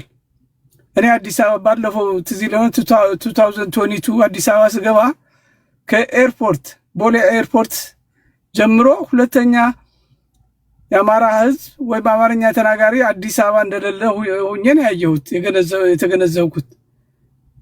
ለምን አማርኛ ተናጋሪ እንኳን በኤርፖርቱ በኢሚግሬሽን እንትኑን ይሰራ አልነበረም። በአንድ ብሔር ብቻ ወያኔ ሲያደርገው እንደነ ምትኩ አሁን አብይ አህመድ ነው የተካው።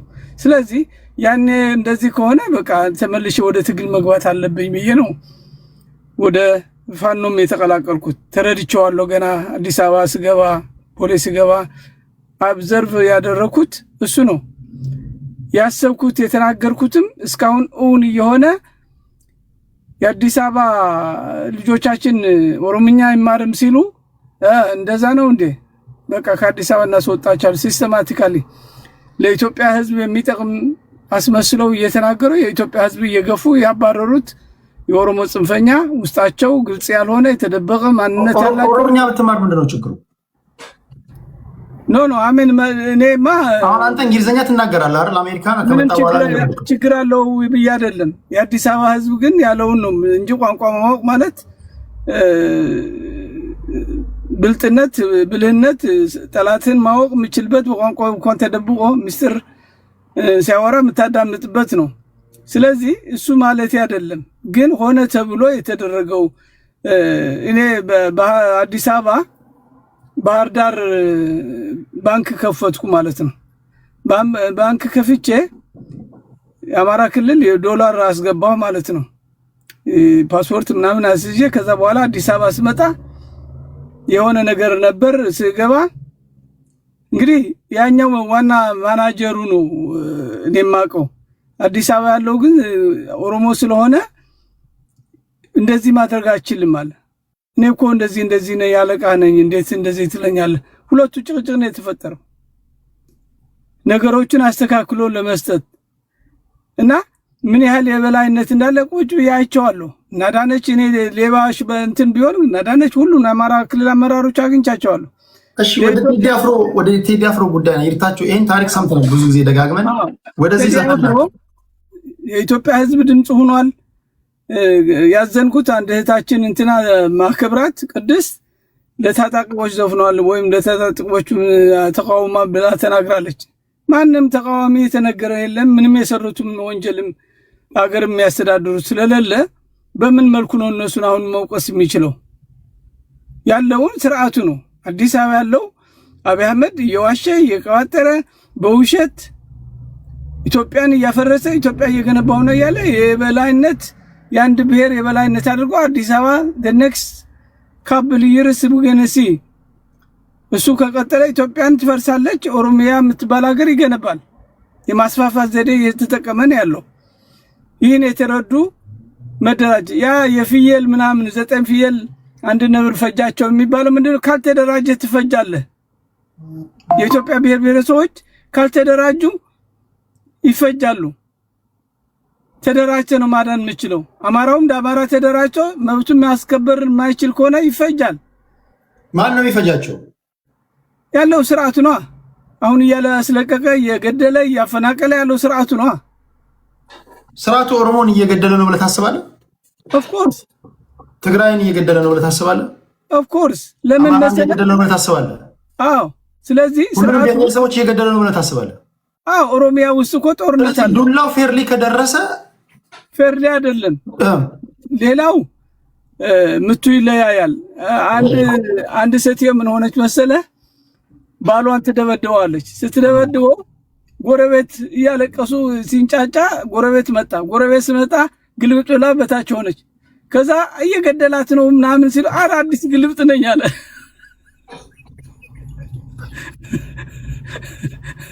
እና ሌላው ግልብጥ ነው የሚሉት ምንም እንትን የለውም። እዚህ ያለው ማስክ የለበሰ አሁን አያና ብዙ ጊዜ የሚቀልደው ብዙ በቃ ያስፈራራል። አንዳንዴ በቃ ገጥመናል ነው። ጦርነት ውስጥ ነው ያለነው። ብዙ ጉራ እናረግም። እየተማረከ ያለው መከላከያ በእጃችን እያስገባ ነው ያለው። የማይቀር ስግላችን ወደ አዲስ አበባ ያምጥም። ቴዲ መዝፈኑ የኢትዮጵያ ሕዝብ ወይ ፋኖ ሽፍታ እንዳልሆነ በደንብ አስረድቷል። ስለ ፋኖ አልተሳደበም። ፋኖም ገና ኢትዮጵያዊ ነው እንጂ እንደ ሁለት እግር አለኝ ብሎ ሁለት እንጨት እንደማይወጣ ኢትዮጵያ ያለ አብይ አህመድ የኦሮሞማ የማስፋፋት ዘዴ የሰራ። እሺ፣ ስለዚህ ድሉ የፋኖ ነው። የፈለጉ ማውራት ይችላሉ። መስፍን ፈያሳ ግን አንድ ነገር ጠፍቶ ስሙ ቀይሮ ነበር። ሌላ ቦታ ሳይ ዲሲ ነው ምናምን የሚል ስም አድርጎ በቲክታክ ሲገባ አይቼዋለሁ ሌላ ቦታ እና ስለ ቴዲ ሚስት ሲያወራ እሷ ነች የጻፈለት ስለ ሻዕቢያ ምናምን ብሎ ሲያወራ በጣም ያሳፍር ነው። በጣም ያሳፍራል። እኔ እኮ ዝም ብሎ ኦሮሞ ምናምን ኢትዮጵያ ምናምን ሲል ልክ ጥሩ ተናጋሪ እውቀት ያለው ይመስለኝ ነበር። ግን አሁን በድዴ ነው የሄደው፣ በንብርክክ ነው የሄደው እና ተናጋሪ ቢሆንማ ነው አንተ የምትመራው ማህበር ላይ ከፍላችሁ የክብር እንግዳ አድርጋችሁ ተናጋሪ። እሱ አታለ ነው ለሞኝነት ነው ያመጣ ነው። ኢትዮጵያ እንዲል ሞር እንዲል እና ኦሮሞዎችም ትንሽም ቢሆኑ ወደ ኢትዮጵያ እንዲመጡ ብለን ያው ትግላ ግባችን ተመቷል። አሁን እኮ እነሱ ቀደሙን ኢትዮጵያ ማለት የውሸት ኢትዮጵያ። እሺ ቴንኪ እህታቸውን ከልብ እናመሰግናለን። ብዙ ሀሳቦች ተነስተዋል። ሞር ማተር የሚያደርጉት አንድ በጣም ትንሽ ያሳቀኝ ነገር አለ። መንግስትን መተቸት በኢትዮጵያ ወንጀለኛ መቅጣት ያስቀጣል፣ መሳደብም ይላል የሚል ህግ የለም። በዚሁ አጋጣሚ መብት ነው መናገር ማለት ነው። ኦኬ ያው ራሱ መንግስት እንደ ግለሰብ ነው ስም የጠፋ ምናምን ብሎ ጠቅላይ ሚኒስትሩ ለምሳሌ ከሆኑ እሳቸው መክሰስ ይችላሉ። የግለሰብ ኬዝ ነው የሚሆነው ማለት ነው። የመጀመሪያው በጣም የሚያስቅ ባይዘው በአያና ደረጃ በሱ ደረጃ ያልገመትኩት ነገር አረንጓዴ ቢጫ ቀዩ ባንዲራ ኮከብ የሌለበትን መያዝ ወንጀል ነው፣ ይህ ህገ መንግስታዊ ነው ብሏልና የህገ መንግስቱን አንቀጽ 3 ላንብብላችሁ። በዚሁ አጋጣሚ ኮከቡ ህገ መንግስት ላይ የለም። ኮከቡ የተደረገው 1996 ነው። ህገ መንግስቱ ከረቀቀ ከጸደቀ ከ2 ዓመት ተኩል በኋላ አገልግሎት ላይ መዋል ከጀመረ ደግሞ ከዓመት ተኩል በኋላ እና ምን ይላል የኢትዮጵያ ሰንደቅ ዓላማ አንቀጽ 3 1 የኢትዮጵያ ሰንደቅ ዓላማ ከላይ አረንጓዴ ከመሃል ቢጫ ከታች ቀይ ሆኖ በመሃሉ ብሔራዊ አርማ ይኖረዋል። ሶስቱም ቀለማት እኩል ሆኖ በአግድም ይቀመጣሉ። ከሰንደቅ ዓላማው ላይ የሚቀመጠው ብሔራዊ ዓላማ የኢትዮጵያ ብሔር ብሔረሰቦች ህዝቦች እና ሃይማኖቶች እኩልነት፣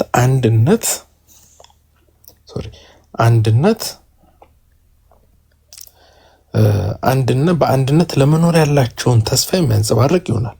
የፌዴራሉ አባሎች የራሳቸውን ሰንደቅ ዓላማ ሊኖራቸው ይችላል። ዝርዝሩ በራሳቸው ምክር ቤት ይወሰናል። በዚህ አንቀጽ ላይ ስለ ኮከቡ የሚናገረው አንድም ነገር የለም። አሁን በጣም የሚያሳፍረኝ ነው። ባይዘዌ የብልጽግና ሰዎች በዚህ ልክ የህገ መንግስት አረዳዳችሁ እንዲደካማ ከሆነ በብዙ መልኩ መፈተሽ ያለብን ማለት ነው። አንዳንዴ አማርኛ አቀላጥፋችሁ ስትናገሩ እውቀት እንዳላችሁ ብዙ ሰው ይገምት ነበረ፣ ግን ይሄ በጣም ኤሌመንተሪ ነው። እንዲያውም እስካሁን ሌላ ልጆች እዚህ ያላችሁ በዚህ ላይ ክሪቲሳይዝ አለማድረጋችሁ ራሱ አስደንግጦኛል። እኔ ይደረጋል ብዬ ጠበቅኩ ነው። ኮከቡ በአዋጅ ነው የጸናው፣ በአዋጅ መውረድ ይችላል። ከህገ መንግስት አሜንድመንት ጋር ምናምን የሚያገናኘው የለም። በዚያው ብልጽግና አብይ የኢትዮጵያን የመሃሉን አርማ ወደ ወደ አደይ አበባ በሚመስል መልኩ ለማስቀየር እንቅስቃሴ ሁላ ላይ እንዳለ መረጃዎች ነበሩ። የሆነ ጊዜ ላይ የምታስታውሱ ከሆነ መብቱ ነው። በአዋጅ ይጸድቃል። በአዋጅ ኮከቡ ይሄ ፔንታግራሙ ኮከብ ለ2 ጊዜ ኢትዮጵያ ውስጥ ተሻሽሏል። ይሄን ማታውቁ ከሆነ አሁን እንግዲህ ማሳወቅ ያስፈልጋል ማለት ለ2 ጊዜ ተሻሽሏል ከዚህ በፊት ማለት ነው። ቅርጹ ከለሩ ምናምን ማለት ነው። ዋናው ዓላማ በአንቀጽ 3 ንዑስ አንቀጽ 2 ላይ የብሔር ብሔረሰቦችና ሃይማኖት እኩልነት የሚያንጸባርቅ አርማ ነው የሚለው። አርማው ምን ይምሰል አይምሰል በአዋጅ የሚወሰን ነው። አዋጅ ደግሞ ኤኒታይም ሊሻር ይችላል። ባይዘው ይሄ አዋጅ ማለት የግብር አዋጅ የምን አዋጅ የምንላቸው አዋጆች አይነት ሚሻር ሚስተካከል የሚታደስ ነውና አንድ ሰው አረንጓዴ ቢጫ ቀይ መያዝ መብቱ ነው። ኦኬ አለው አይደል? ይሰማል። ቴዲስታካር መብት ነው ማንም ሰው መያዝ። አተያዝ የሚል ደግሞ ባይዘው በህገ መንግስቱ ላይ ያልተከለከሉ መብቶች በሙሉ መብት ናቸው ይላል። በህግ ያልተከለከለ የትኛውም ነገር ኢትዮጵያ ውስጥ መብት ነው። ስለዚህ በህግ ባለ ኮከብ የሌለውን ዓለም መያዝ ተከልክሏል እስካልተባለ ድረስ መብት ነው። በዚህ አይ ቲንክ አንቀጽ 28 ይመስለኛል። አንቀጹን ከተሳሳትኩ በጣም ይቅርታ። የትኛውንም ፕሪንትድ የሆነ ነገር ሐሳብን ለመግለጽ የሚመችህን የሰይጣን ስዕል እንኳን ያለበት ይዘህ መንቀሳቀስ መብት ነው። ይሄ በኢትዮጵያ ህገ መንግስት ይሄ አይደለም ባይዘው በኢትዮጵያ ህገ መንግስት የቤኒቶ ሙሶሎኒ እንግዲህ ኢትዮጵያ ጠላት የምንለው ሰው ነው። የቤኒቶ ሙሶሎኒ ፎቶ ይዘህ ሰልፍ መውጣት ትችላለህ፣ አይከለክልም። ኦኬ እንኳን አገራችን ላይ ትልቅ ፓወር ያለው ህገ መንግስቱ ራሱ አክሴፕት ያደረገው በአግድም አረንጓዴ ቢጫ ቀይ ብሎ በክብር ህገ መንግስቱ አንቀጽ 3 ላይ ያስቀመጠው ማለት ነው። ስለዚህ ስለ ኮከቡ የሌለበት ምናምን የሚለው አይ ቲንክ ብልጽግና የካድሬዎች ዲስኩር ነው። እያነበበን ማለት ፈልጋለሁ። ቅድም ተነስቷል። ጠቅላይ ሚኒስትሩ ሞትን በካራቴ መቱ ናቸው ምናምን ሲባል ነበር እና ጦርነት ላይ ሄደው ሲሳተፉ ሞትን በካራቴ መቱ ምናምን። አይ ቲንክ በብልጽግና ሰዎች ሰውየው በጣም የሆነ ሱፐርፊሻል የሆኑ ተደርጎ የማሰብ እና አይ ቲንክ የናዝሬቱን ኢየሱስ በበሻሻው ኢየሱስ ሁሉ የቀየረ ሰው እየመጣ እንደሆነ ነው ማስበው። ሞትን ድል አድርጎ ተነስቷል የሚባለው አይ ቲንክ የኦርቶዶክስ እና የክርስቲያን አማኞች ኢየሱስ ክርስቶስን ነው የሚሉትና ሞትን የሚያሸንፍም አሸንፏል ተብሎ የሚጠቀሰው እሱ ነው እና አዲስ ኢየሱስ ከበሻሻ እንዳመጣችሁ አናውቅም ነበር። ሌላው ቴዲ በተቃውሞ ውስጥ ህዋትንም ተችቷል፣ ብልጽግናንም ተችቷል። ይህን ትችት ብሔር ጠል ነው፣ ቴዲ የብሔር ጥላቻ አሳይቷል የሚል በጣም በአቋም ደረጃ ብልጽግና የሚደበቅበት ጎሬ ሲያጣ የኦሮሞ ህዝብ ላይ መደበቅ አይችልም። የተቸው መንግስት ነው። አዲስ አበባ ህዝብ ተፈናቅሎ ባይዘው አዲስ አበባ ልጆች ዛሬ ሊቢያ ብትሄዱ በ10 ሺዎች እስከ 100 ሺህ በሚሆን ደረጃ የአዲስ አበባ ልጅ ተሰዶ ሊቢያ ላይ በባርነት ሁሉ እየተሸጠ ነው ያለው። ያ ማለት አብይ ወደ ስልጣን ሲመጣ ወይም የብልጽግና መንግስት እንደውም በአያና እንደው በጣም ስላስገረመኝ ነው ዛሬ ከሱም ከጠበቁት በታች ሀሳቦች ስለተነሱ ምን ኮንትራት ተፈራርመናል ብሏል። የአዲስ አበባ ሰው እኮ ህወሓት አብይ 1 ዓመት ተኩል ያክል በስልጣን ላይ ቆይቶ እነ ጌታቸው አሰፋ ቢሮ እንደሚቆጣጠሩ ባዝሩም ሳይቀር ሲሄድ እንደሚከታተሉትና አቅም እንደሌለው በራሱ አፍ በፓርላማ ተናግሯል። በዚህ ጊዜ አቅም ሆኖት የነበረው እኮ የኢትዮጵያ ህዝብ ነው። በጣም አቅም የሆነው ደግሞ የአዲስ አበባ ህዝብ ነው። የአዲስ አበባ ህዝብ ባይዘው ወደ ጠቅላይ ሚኒስትሩ ቦምብ ሲወረወር ቦምብ ሳይቀር የተቀበልና አካሉ የጎደለ ህዝብ ነው የአዲስ አበባ ህዝብ። ኦኬ ያን ያክል ህወሓት አዲስ አበባ ለቃ የጸጥታ መዋቅሯን የደህንነት መዋቅሯን አዲስ አበባ ላይ ጥላው ሄዳ ሰውየውን ስታስጨንቀው ከጎኑ የነበረው የአዲስ አበባ ህዝብ ነው። ኦኬ ምን ኮንትራት ምን ቃል ገብቻለሁ እና ተከዳን የሚለው ስህተት ነው። ከዚህ በላይ መከዳታል እንዴ?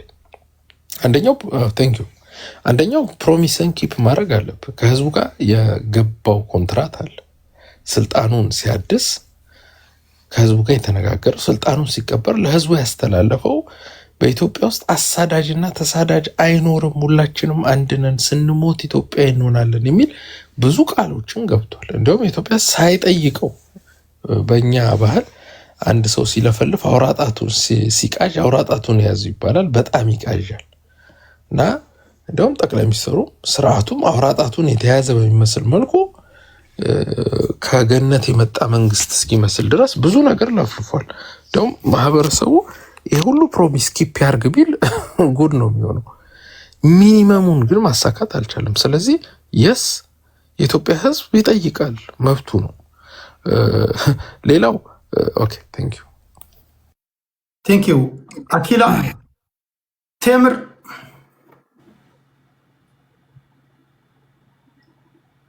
ኦኬ አለ አቴዲ አንቀጽ 29 ንዑስ አንቀጽ 6 ለምን ቆርጠህ እንዳወጣኸው አላውቅም። እነኚህ መብቶች ይገደባሉ ይላል። ገደብ አላቸው። አሜሪካን ብትመጣ አርቲክል 1 የፍሪደም ኦፍ ስፒች የሚባል አለ።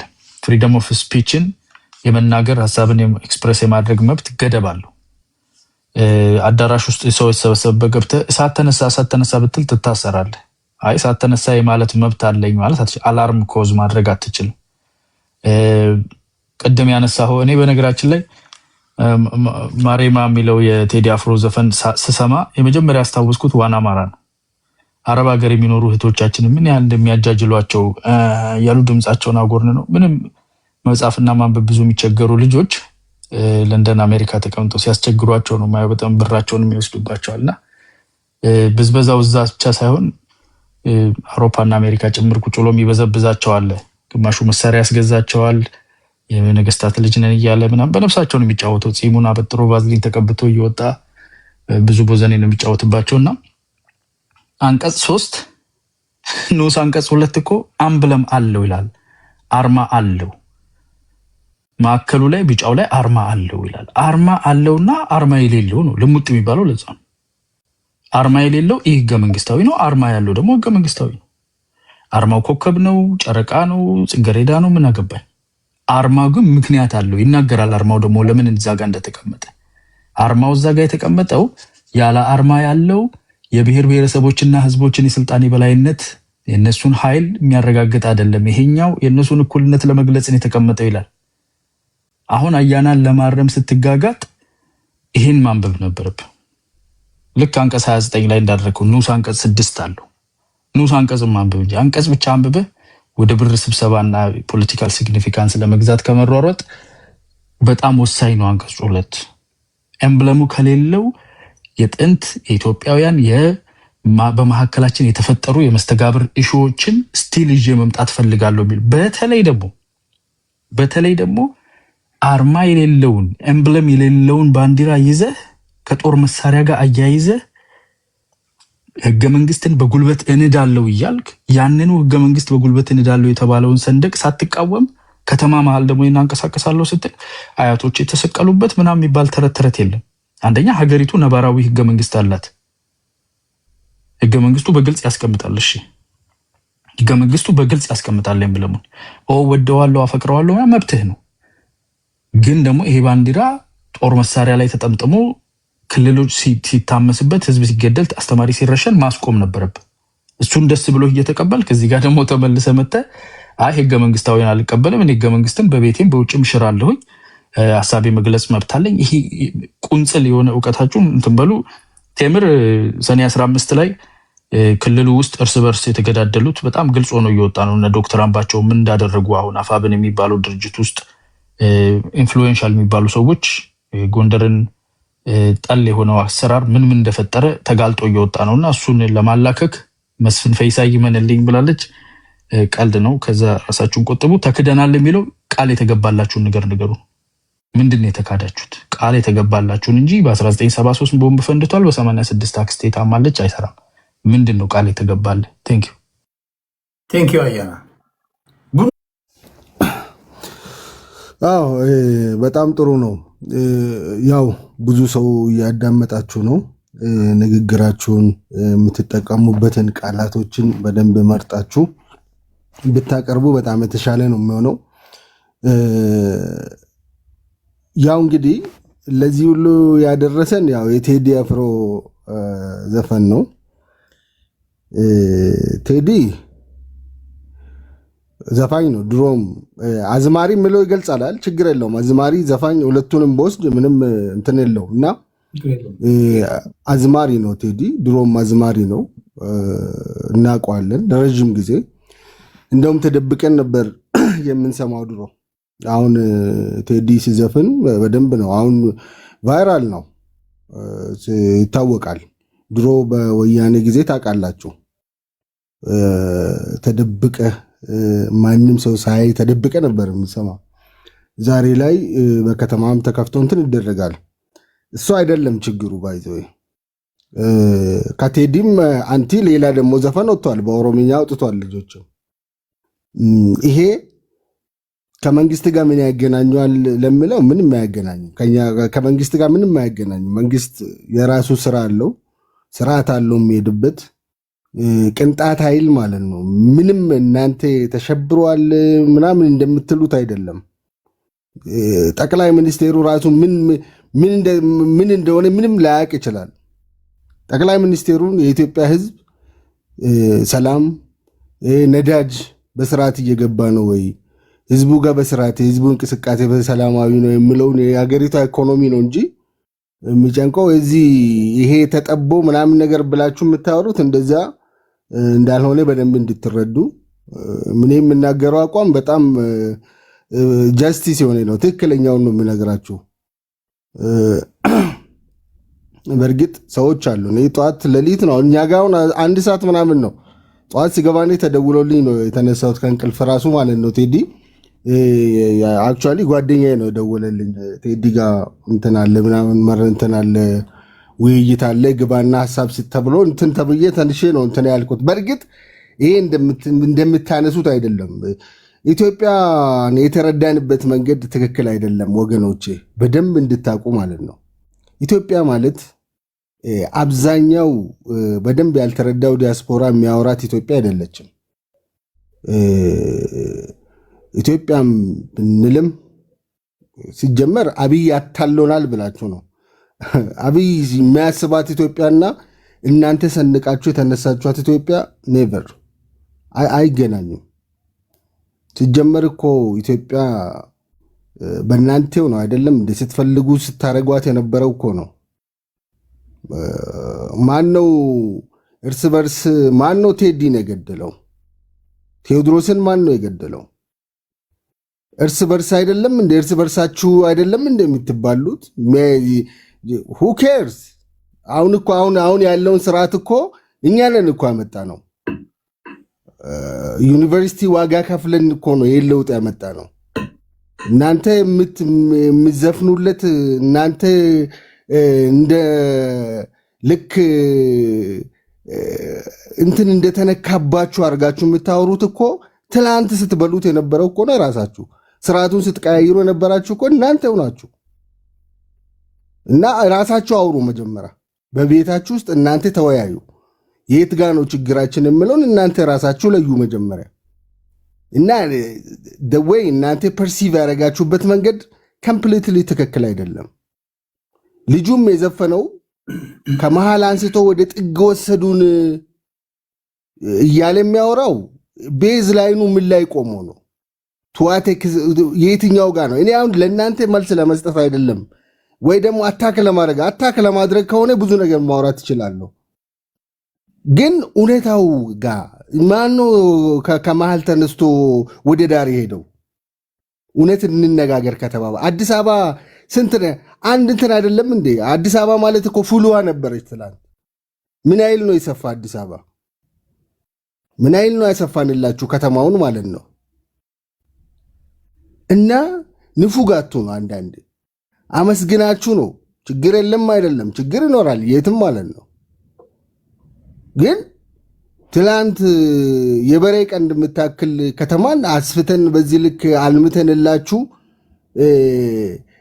የተዋበች ከተማ የአፍሪካ ማዕከል አድርገንላችሁ ዛሬ እናንተ እንደዚህ የምታብጠረጥሯት ከተማን አንዳንድ እንደው እስኪ ቁጭ ብላችሁ ፕሊዝ።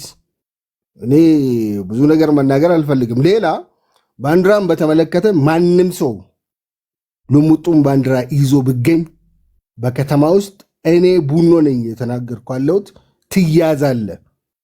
የአርግናት እንተያያታለን። ህዝብን አይወክልም፣ ወንጀል ነው፣ በህገ መንግስቱ የተከለከለ ነው። ይሄ ኮንቪንስ እንደ ኮንፊውዝ የሚያደርገው አማራ ኪላ አይደለም እንትኑ ማለት ነው።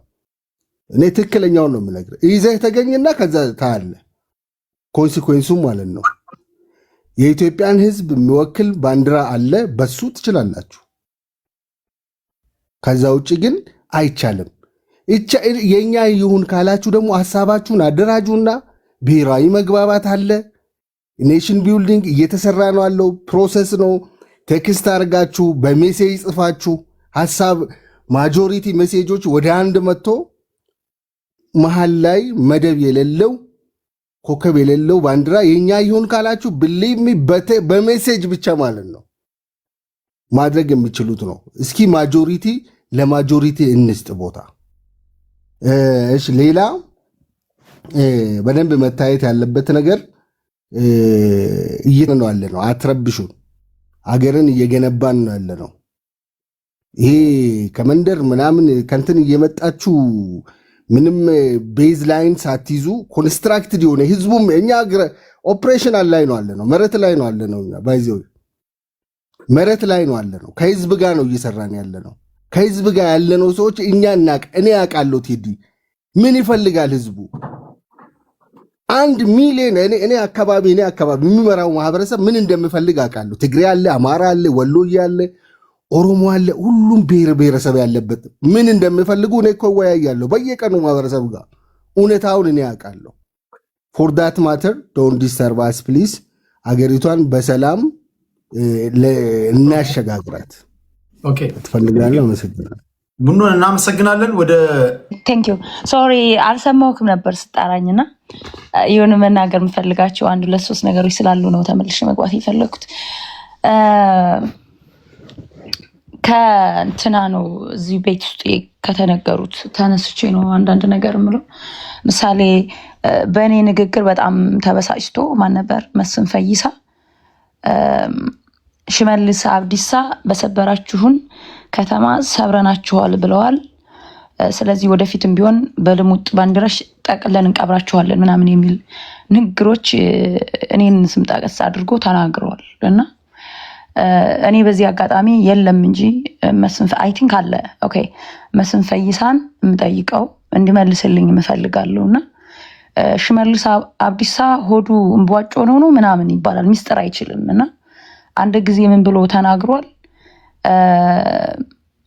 አባይን ተሻግረን ቁማሩን በልተናችኋል ይላልና ያ ንግግር ምንም የሰሩት ቁማር የለም። እርስ በርስ የተገዳደሉ በማስመሰል የአማራ መሪዎችን እነ አሳምነው ጀነራል አሳምነው ጽጌንና እናምባቸውን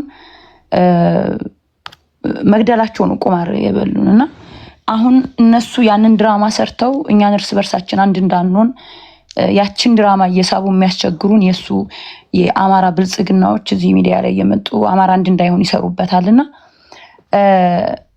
ያንን እንዴት አድርጋችሁ ድራማውን ሰርታችሁ እንደገደላችሁን እሱንም ብታምንልን። አሁን ምሳሌ ይሄንን በሰበራችሁን ከተማ ሰብረናችኋል ያለው ለአማራ ነውና ገና ትጠቀለያለሽ የተጠቀለልሽ ትጨፈጨፍ ያለሽ አይነት መልእክት ነው ያስተላለፈውና ያንንም ብትመልስልን።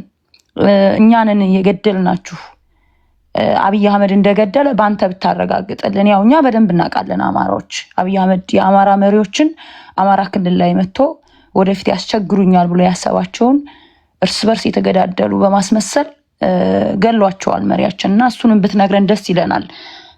እኛን አማራን ሰበርን ስለሆነ ያልከው በዚህ ንግግርክ። ሌላው ደግሞ ምንድነው ከአዲስ አበባ ተፈናቅለው ወይም እንትን ተብለው ቤታቸውን ንብረታቸውን እየተቀሙ ባካችሁ እዚህ ላይ ያያችሁኝ የምትደውሉብኝ ሰዎች ፕሊስ ወደ ዳር ላይ የተጣሉትን አብዛኛውን እኔ አማራ ነው ብዬ ነው የማስበው፣ ግን ብሔር ብሔረሰቦች ናቸው። ግን አብዛኛው እንደ ማጆሪቲ እንደ አማራ እኔ እንደ አንድ አማራን ህዝብ ወክዬ ሳይሆን እንደ አንድ አማራ ነው የማወራው። የተፈናቀሉት ቅድምም አዲስ ታይም ሲያሰማ የነበረው አማራዎች እየተመረጡ ነበር ቤታቸው ሲፈርስ የነበረው እና የገበሬዎች ተፈናቅለው ወደ ሆነ ቦታ ስም እየጠራ ነበርና ወደዛ እየተፈናቀሉ ነው እናንተ የመጣችሁት እያለ እየነገረን ነበርና ከመጀመሪያውም ባለቤቱ ማን ነው? የአዲስ አበባ ባለቤት ማን ሆኖ ቆርቋሪ ማን ሆኖ ዳሩን? በነገራችን ላይ እኔ የቱለማ ኦሮሞዎች የሚባሉት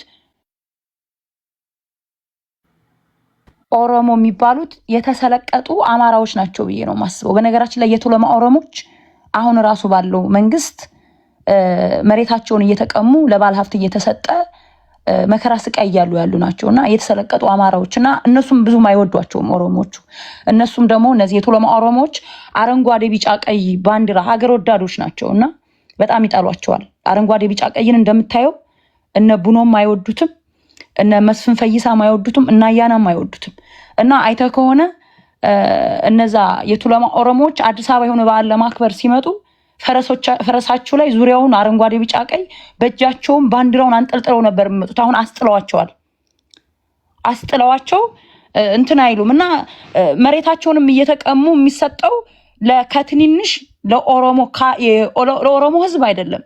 አብይ አህመድ ለሚፈልጋቸው ኦሮሞዎች ከትንንሽ ባለሀብት እስከ ትልልቅ ባለሀብት የማፍራትም ነው የሚሰራው አብይ አህመድ። በነገራችን ላይ እነዚህ ገበሬዎች እየተፈናቀሉ ማለት ነው እና ለአማራ አይደለም የሰጠው። የአማራንማ የ40-30 ሚሊዮን ቦታ ቀምተክ ለምትፈልገው ከትንንሽ እስከ ትልልቅ የኦሮሞ ባለሀብት አደርጋለሁ ብለህ ላቀርከው ለፕሮግራም ለነዛ ነው የምሰጣቸው እንጂ ለኦሮሞ ለትክክል ለህዝቡ ምናምን አይደለም። ያው ተጠቃሚ ግለሰቦች ናቸው የሚጠቀሙት።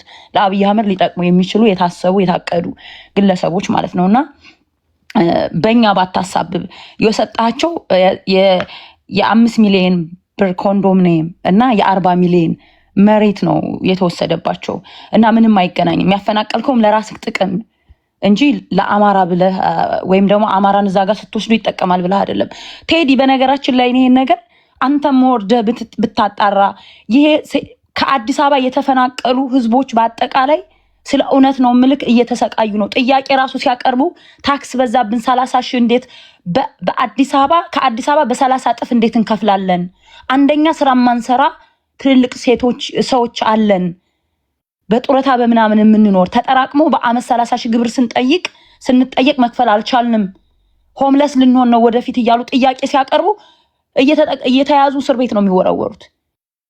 በጣም እየተሰቃዩ ነው። ከዛ ሙስናው አንድ ጉዳይ ለማስፈጸም ስትሄድ ኦሮመኛ ባለመቻልክ ብቻ ሙስና ትጠየቃለህ። አውቀው በአንድ ቀን የሚያልቅ ለወር ምናምን ነገር ይጠይቀዋል ያስቀምጠዋል ማለትና ከአዲስ አበባ ራሱ ተፈናቅለው ዳር ላይ ተወርረው በስቃይ ነው ያሉት። መኖር አቅቷቸዋል። ስለ እውነት ሌላው ነገር ደግሞ ምንድነው አያና ምን ተክዳችሁ ነው ተክደናል የምትሉት ምናምን ነገር ብለዋል። የተካድ ነው። አንደኛ አብይ አህመድን ወያኔ ከስልጣን ጎትቶ ሊያወርደው ይችል ነበር። በነገራችን ላይ እኔ የቤት አማራ ልጅ ነኝ እና ብዙ የኦሮሞ ተወላጅ የሆኑ ወታደሮች መሳሪያቸውን ገበሬ ቤት ይገቡና ልብስ ስጡን እያሉ ጥለው የሄዱ በጣም በሽ የሚቆጠሩ ናቸው። እና የአማራ ልዩ ኃይልና አማራ ገበሬ ነው አብይ አህመድን ስልጣን ላይ ዛሬ እንዲቆይ ያደረገው። ያንን ፋኖ የፋኖም ኃይል ጭምር ያንን ፋኖ ነው ልዩ ኃይል ዞሮ አብይ አህመድ እየጨፈጨፈ ያለው። ስለዚህ ይሄ ክህደት ነው። ስልጣን ላይ ያቆየህን ያንተ የኦሮሞ ተወላጅ የሆኑት ጥለው ሲሮጡ መሳሪያቸውን እየጣሉ ለገበሬው ቤት ልብስ ስጡን እያሉ ይወረወሩ ሲሄዱ የአማራው ኃይል ነው አብይ አህመድን ዛሬ የስልጣን ባለቤት ያደርገው። ግን ዙሮ ያንን ክህደት ፈጽሞ ያንን ስልጣን ላይ ያቆየውን አማራ ነው እየጨፈጨፈ ያለው። ስለዚህ ከዚህ በላይ ክህደት የለም። ኢትዮጵያ በሚል ደግሞ ሸውዶ ኢትዮጵያ ሲሴ ወደ ላይ ስትወጡ ወደ ታች መመልከትን አትርሱ እያለ ግጥም ሁሉ እየገጠመ ነበር መጀመሪያ ወደ ስልጣን ሲመጣ። በኋላ ላይ ግን ዞሮ እንደገና ያንን ረስቶ ክዶ የኢትዮጵያን ሕዝብ ክዶ ወደ ታች ያለውን መልሶ ታች ድሃን ማፈናቀል ነው የጀመረው ለማለት ነው። ጨርሻለሁኝ ቴዲ።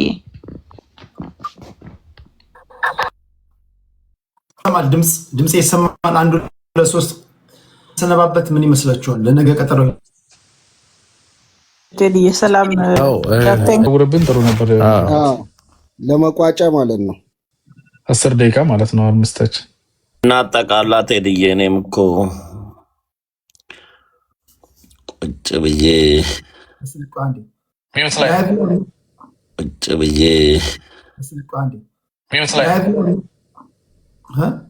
አልሰማም። አሁን መጣ ላይቭ ላይ ያለሁኝ እዚህ ጋር ባለው ስልክ ደውሉልኝ እያልኩኝ በሌላ ስልኬ እያያችሁ የምትደውሉልኝ ሰዎች ይሄን ከጨረስኩኝ በኋላ እኔ ወንድሜን ብትሆን ብሎክ አደርጋለሁ። ምን አይነት ስቅጥና ነው? በዚህኛው ስልክ ያደውሉልኝ። ይሄን ስልኬን ታውቃላችሁ? የሁለተኛውን የስራ ስልክ ታውቃላችሁ? ይሄ ድንቁርና ነው። ቁም ነገር ነው ያዝነው አይደል? አደውሉ ከተባላችሁ አደውሉ በመደበኛ ስልክ። ምን አይነት ጀዝባ አምሶሪ ጋይስ። ተቃለሽ ስንት ደቂቃ አላችሁ? 2 ደቂቃ 3 ደቂቃ 3 የሆነ ጀነረስ ሆነና እሺ 3 ደቂቃ ብቻ ፐርሰናል ነው ጋይስ። ይሄ ፐርሰናል ነው ደግሞ እኮ ፍላይት ሞድ ላይ ማድረግ እንትን ይላል። እሺ አንዴ ማስገባችሁም ሰዎች 3 ደቂቃው ነው የምትጠቀሙት። ፕሊዝ ይሄን ማወቅ አለባችሁ። አሁን ረጅም ሰዓት ሪኩዌስት ልካችሁ የነበራችሁ ሰዎች ከኔ ነው የሚጀምረው ቴዲ።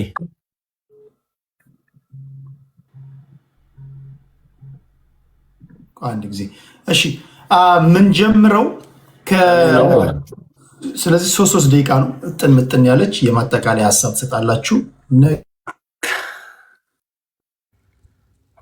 እንደዚህ መጀመሪያ በጣም በአድማጭ ተመልካቾች ስም ከልብ ነው ማመሰግነው። ያው ኦፍ ኮርስ አዳዲስ የገባ ሰው የለም። የቤቱን ሕግ የምታውቁ ናችሁ።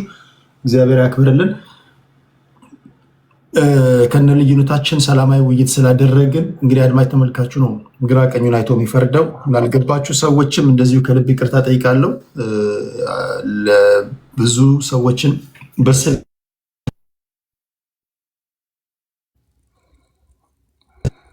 እሺ ወደ መስፍን ፈይሳ ሮቢ ነው የምንሄደው። 3 ደቂቃ ለመስፍን ፈይሳ ሮቢ በተነሱ ሀሳቦች ላይ ሄድባቸው። ቀደም መቅደስ ልሙጥ አልክ ያለችኝ ኢትዮጵያ ባንዲራ በተፈጥሮ ልሙጥ እየተባለ ስለሚጠራ እንጂ የከለር እይታ ችግር አልነበረብኝም። ልሙጧ ባንዲራ ተብሎ በአነጋገር ነው የቆየ ነው። ኮከቡና ባለ ልሙጣ ይባላል። ለዛም ቢሆን ቴዲና መቅደስ አልቆሰሉባትም። እኔና ዶክተር አብይንን የቆሰል ነው።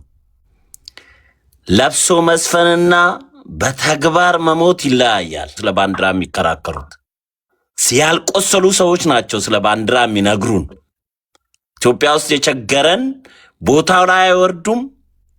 ለወረዱት ሰዎች ግን ስለ ቦታ ሊነግሩ ይፈልጋሉ። ከጥንት ጀምሮ አባቶቻችን ብሎ የሚጠሩት 99% የኦሮሞ አባቶች ናቸው። አድዋ ከዘመቱት 9 የኦሮሞ ጀግኖች ናቸው።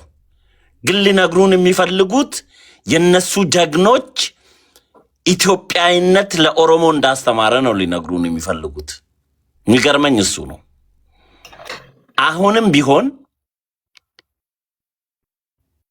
ከፕሮፓጋንዳው ይልቅ በተግባር ለኢትዮጵያ መሞት ነው የሚያስፈልገው። ዶክተር አብይ ከኢትዮጵያ የታሪክ መሪዎች አጼ ምኒልክ ታቦት ይዞ ዘምቶ ቢቸና በቤተክርስቲያን ውስጥ ነው ተቀመጠው። ዶክተር አብይ ሬንጀሩን ለብሶ በኢትዮጵያ ታሪክ በአፍሪካም ታሪክ ሊሆን ይችላል ወንበሩን ለሌላ አካል ሰጥቶ ደመቀ መኮንን በእኛ ለአማራ ባንሰጠው እኛ እንዲህ ባንሆን ኖሮ የሚሉን ሰዎች ሻንጣ ሸክፎ ከሀገር ሲጠፉ ነው ዶክተር አብይ ኤርፖርትን ዘግቶ አንድም ከሀገር መውጣት የለበትም ብሎ ሬንጀር ለብሶ ግንባር ሄደው። አንዴ ቃል መስፍን ባንዲራ ለብሶ መዝመርና ባንዲራ ለብሶ ሰላማዊ ሰልፍ መውጣትና ግንባር ሄዶ መውደቅ ይለያያል። ስለ ባንዲራ ልትነግሩት የምትፈልጉ ሰዎች ለማን ነው ለባንዲራ የሞተው? እኛስ ስለ ባንዲራ ልናስተምረው የምንፈልገው ለማን ነው ብላችሁ ራሳችሁን ጠይቁ። አንዳንዳቻችሁ ቴዲ ስለ ኢትዮጵያ ለአብይ ሊነግር ይፈልጋል። አዝማሪ ለኮሎኔል መቅደስም ለኔ ስለ ልሙጥ ኢትዮጵያና ስለ ኢኮኮብ ለኔ ልታስተምረኝ ትፈልጋለች ማለት ነው። ስለዚህ አንዳንድ ጊዜ ባለዋላችሁበት ጎታ ላም ባላለችበት ኩበት አትልቀሙና በዛ ብትማሩ በተግባር ቢሆን ሁሉ ነገር ኢትዮጵያ በየት በደረሰች ለማለት ነው። ታንኪዩ ቴዲ ስለተሰጠኝ እድል። ታንኪዩ መስፍኔ። መልካም አመሰግናለሁ።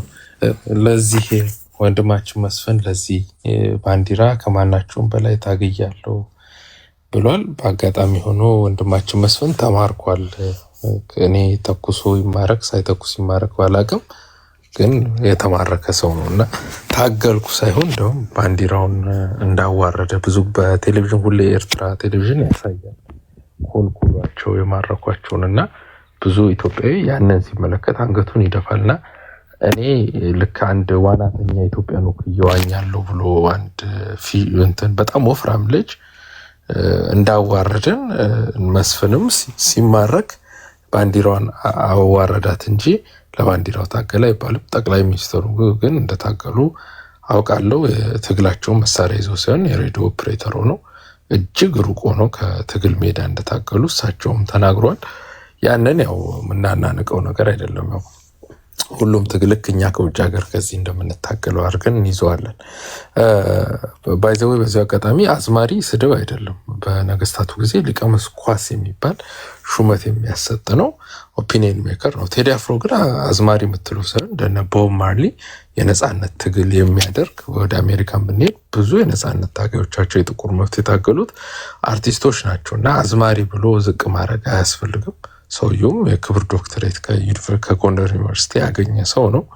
የተከበረ ሰው ነው።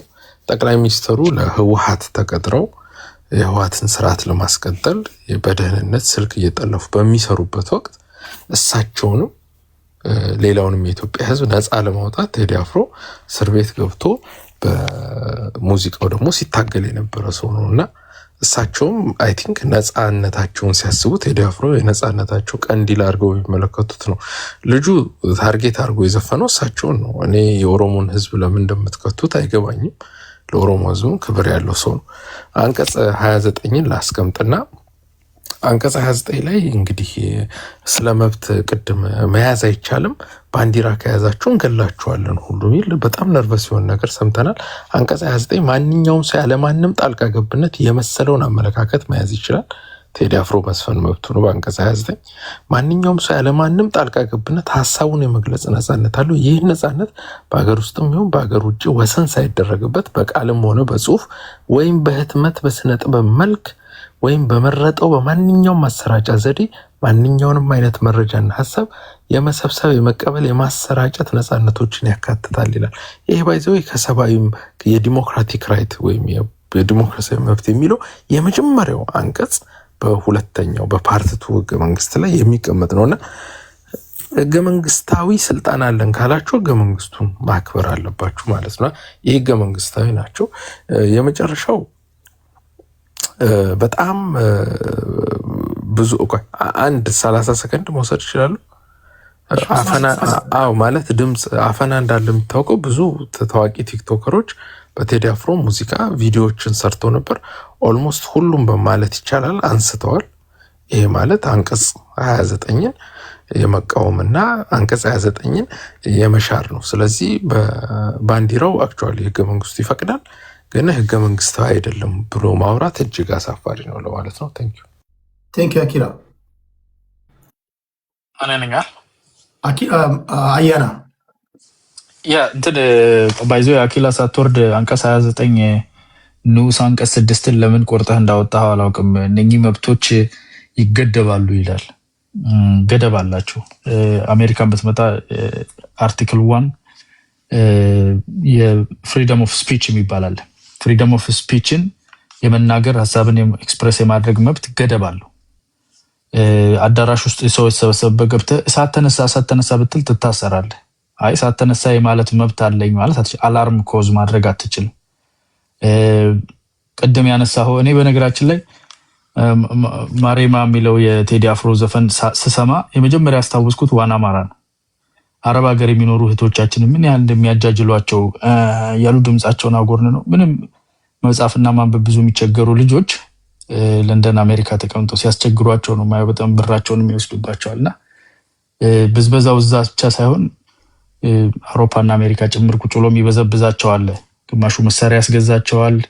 የነገስታት ልጅ ነን እያለ ምናምን በነፍሳቸው ነው የሚጫወተው። ጺሙን አበጥሮ ቫዝሊን ተቀብቶ እየወጣ ብዙ ቦዘኔ ነው የሚጫወትባቸውና አንቀጽ 3 ንዑስ አንቀጽ 2 እኮ አምብለም አለው ይላል።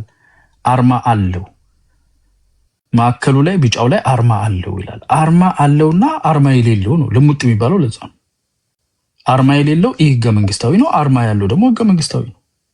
አርማው ኮከብ ነው፣ ጨረቃ ነው፣ ጽጌረዳ ነው፣ ምን አገባኝ።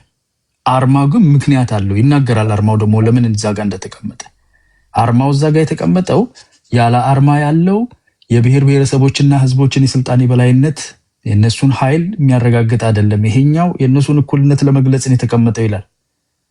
አሁን አያናን ለማረም ስትጋጋጥ ይሄን ማንበብ ነበረብህ። ልክ አንቀጽ 29 ላይ እንዳደረከው ንዑስ አንቀጽ 6 አለው። ንዑስ አንቀጽ ማንበብ እንጂ አንቀጽ ብቻ አንብበህ ወደ ብር ስብሰባና ፖለቲካል ሲግኒፊካንስ ለመግዛት ከመሯሯጥ በጣም ወሳኝ ነው። አንቀጽ 2 ኤምብለሙ ከሌለው የጥንት የኢትዮጵያውያን በመሐከላችን የተፈጠሩ የመስተጋብር ኢሹዎችን ስቲል ይዤ መምጣት ፈልጋለሁ የሚል በተለይ ደግሞ አርማ የሌለውን ኤምብለም የሌለውን ባንዲራ ይዘህ ከጦር መሳሪያ ጋር አያይዘህ ህገ መንግስትን በጉልበት እንዳለው እያልክ ያንኑ ህገ መንግስት በጉልበት እንዳለው የተባለውን ሰንደቅ ሳትቃወም ከተማ መሃል ደግሞ እናንቀሳቀሳለሁ ስትል አያቶች የተሰቀሉበት ምናምን የሚባል ተረት የለም። አንደኛ ሀገሪቱ ነባራዊ ህገ መንግስት አላት። ህገ መንግስቱ በግልጽ ያስቀምጣል። እሺ ህገ መንግስቱ በግልጽ ያስቀምጣል። ኤምብለሙን ወደዋለሁ አፈቅረዋለሁ መብትህ ነው። ግን ደግሞ ይሄ ባንዲራ ጦር መሳሪያ ላይ ተጠምጥሞ ክልሎች ሲታመስበት ህዝብ ሲገደል አስተማሪ ሲረሸን ማስቆም ነበረብህ። እሱን ደስ ብሎ እየተቀበልክ እዚህ ጋር ደግሞ ተመልሰ መጣ አይ ህገ መንግስታዊን አልቀበልም እኔ ህገ መንግስትን በቤቴም በውጭም ሽራለሁኝ ሐሳቤ መግለጽ መብት አለኝ። ይሄ ቁንጽል የሆነ ዕውቀታችሁን እንትን በሉ። ቴምር ሰኔ 15 ላይ ክልሉ ውስጥ እርስ በርስ የተገዳደሉት በጣም ግልጽ ሆኖ እየወጣ ነው። እና ዶክተር አምባቸው ምን እንዳደረጉ አሁን አፋብን የሚባለው ድርጅት ውስጥ ኢንፍሉዌንሻል የሚባሉ ሰዎች ጎንደርን ጠል የሆነው አሰራር ምን እንደፈጠረ ተጋልጦ እየወጣ ነውና እሱን ለማላከክ መስፍን ፈይሳ ይመንልኝ ብላለች። ቀልድ ነው። ከዛ ራሳችሁን ቆጥቡ። ተክደናል የሚለው ቃል የተገባላችሁን ነገር ንገሩ። ምንድነው የተካዳችሁት? ቃል የተገባላችሁን እንጂ በ1973 ቦምብ ፈንድቷል፣ በ86 አክስቴ ታማለች አይሰራም። ምንድነው ቃል የተገባለ? ቴንክ ዩ አያና ቡኖ በደሌ ቴዲያችን። አዎ የሚገርማችሁ ይሄ ስርዓቱ ራሱን እኮ አልጠቀመውም። ጭሰኛ የነበረበትን ስርዓት ራሱ ሲጨቆንበት የነበረበትን ስርዓት መልሶ አናቱ ላይ አድርጎ ተሸክሞ መሄድ ወይንም ደግሞ ተሸክሞ መሄድ ችግር የለውም ተሸከምልኝ ማለቱ ነው የሚከብደው ማለት ነው። ካልተሸከምክልኝ እና ትንሽ ሰከን ብንል ነው። ሰከን ማለት በጣም አስፈላጊ ነው። ምክንያቱም ዋጋ ስትከፍልበት የነበረውን ስርዓት መልሰ ካላዘላችሁልኝ ማለት ትክክል አይደለም። ሌላ የአመለካከት ነፃነትና ባንዲራ አይገናኙም። ባንዲራ አንቀጹ ላይ እንደተገለጸው ነው። ኦልሬዲ አንስቶታል። እዚህ ጋር በነጥብ ይዞ ስለነበረ ማለት ነው። የአዲስ አበባ ልጅ ተሰዶ በሊቢያ ነው ያለው። ይሄ አሁን ባለው ስርዓት ኢን ሚሊየንስ ማለት ነው። እናንተ ያላችሁበት ሀገር እንኳን በቅርብ ጊዜ እንግዲህ በመቶ ሺህ የሚቆጠር ወጣት በፕሮፌሽናሊዝም ማለት ነው በፕሮፌሽኑ ሰልጥኖ ይመጣል። ሊቢያ ላይ ሰው ሲሸጡ የነበሩ ሰው አፍኖ ብር ሲቀበሉ የነበሩ እነማን ናቸው? እስኪ እነ ቅድስት ነው ሰንበዴ ሲታወሩ ነበር። እነማን ናቸው? ለምንድን ነው ቁጭ ብለን ይሄን ማየት የተሳነው? በህግ ታስሮ ያሉ እነማን ናቸው? ዛሬ እያሳደርናቸው እየያዝናቸው ናለን። እነማን ናቸው? እነ ሞላ አይደሉም እንዴ? እነ ጌታቸው አይደሉም እንዴ? ብር እየተቀበሉ ይሄን ብር ካላስገባችሁ የተባለ ሊቢያ ላይ ተይዞ እንትን እያደረጉ እነማና ለምንድን ነው የማታዩት? እና የድመት ፖለቲካ እየተሰራባችሁ የድመት ፖለቲካ በራሳችሁ ላይ እየሰራችሁ ፕሌስ በደንብ ቁጭ ብለን ሰከን ብለን ብናይ ጥሩ ነው። ባይዘወይ በዘፋኝ በነ ቴዲ አይነት በኦሮምኛ ያወጡ ልጆች አሉ። በእነሱ አይነት ሀገር አይረበሽም። ባይዘወይ ሀገር በእናንተ ምንም ማለት ነው በዜሮ ሰሚ ነው የምናባዛው። ባይዘወይ ግን ህዝብና ሁከትና ብጥብጥ ለመፍጠር ለምሳሌ ማታ ለቡ አካባቢ 2 ቤቶች ተዘግቷል። ከፊት ለፊት የኦሮምኛዎቹን ለቋል፣ ከዛኛው የቴዲ ዘፈን ለቋል። መሀል ላይ ህዝብ ሲረበሽ ነበር። ይሄ ዲሞክራሲ ነው የምትልበት አንድ ምክንያት የለም። ዘግተናል ማለት ነው። እንደዚህ አይነት የምትፈጥሩ አሁንም ከተማ ውስጥ ያሉት የመሸታ ቤቶች በአንድ በኩል በዛኛው ከፍተ በዚህ በኩል ፉከራ የምታስመስሉት ስርዓት መታቀብ አለባችሁ። ለሚወሰድባችሁ የማስተካከያ እርምጃ ማንም ኃላፊነት የሚወስድ መሆኑን እንድታቁ ነው የምናሳስበው ከወዲሁ። ቴዲ እናመሰግናለን። ቴንኪው ቡኖ በደሌ። ቅድስታችን እንዴት ነው የዘለልኩሽ? ቅድስት ችግር የለው የቸኮሉት ሄዱ ብዬ ነው እኔም ዝም ያልኩት። ቴዲ አመሰግናለሁ። እኔ በተነሱት ሀሳቦች ላይ ነው ጠቅላላ አድርጌ ሀሳብ መስጠት የምፈልገው። ሰንደቅ ዓላማውን ይዞ የተገኘ ሰው ካለ እርምጃ እንወስድበታለን ሲል ነበር ቡኖ በደሉ። ተቋም ኢትዮጵያ ውስጥ ተቋማት አለመኖራቸውን የምታየው ማንኛውም ከመንግስት ጋር እሰራለሁ ብሎ የሚያስብ አካል መጥቶ ራሱ ዳኛም ህግ አስከባሪም ለመሆን ሲቃጣው ይታያል። ይሄ በጣም ስህተት ነው።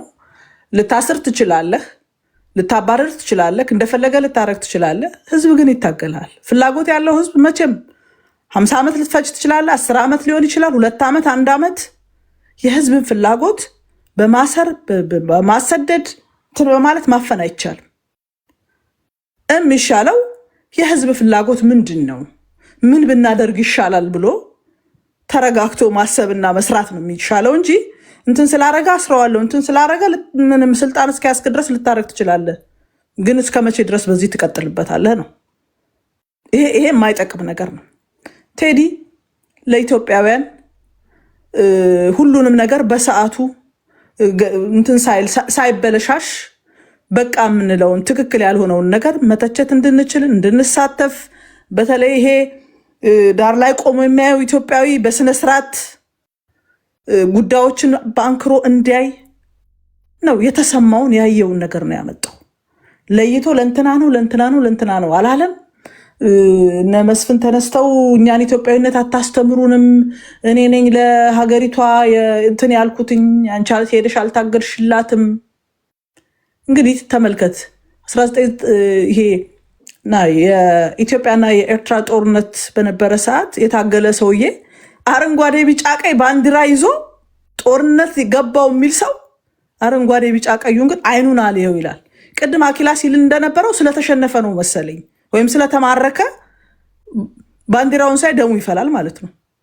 ይወደኩለት ይላል ሄጄ ተጋድያለሁ ምናምን ብሎ ግን አሁን መጥቶ ያንን ባንዲራ አለ ይላል። የኤርትራ ባንዲራ መስሎት ይሆን እንዴ? የኢትዮጵያ ባንዲራ ነበር ያን ይዞት የነበረው። ስለዚህ እኛ ለባንዲራችን ክብር መስጠት አለበት። ክብርን ማሰጥ ከሆነ የጊዜ ጉዳይ ነው። ከዚህ በፊት ኢህአዴግን ታግሎ ኢትዮጵያዊ ጥሎታል።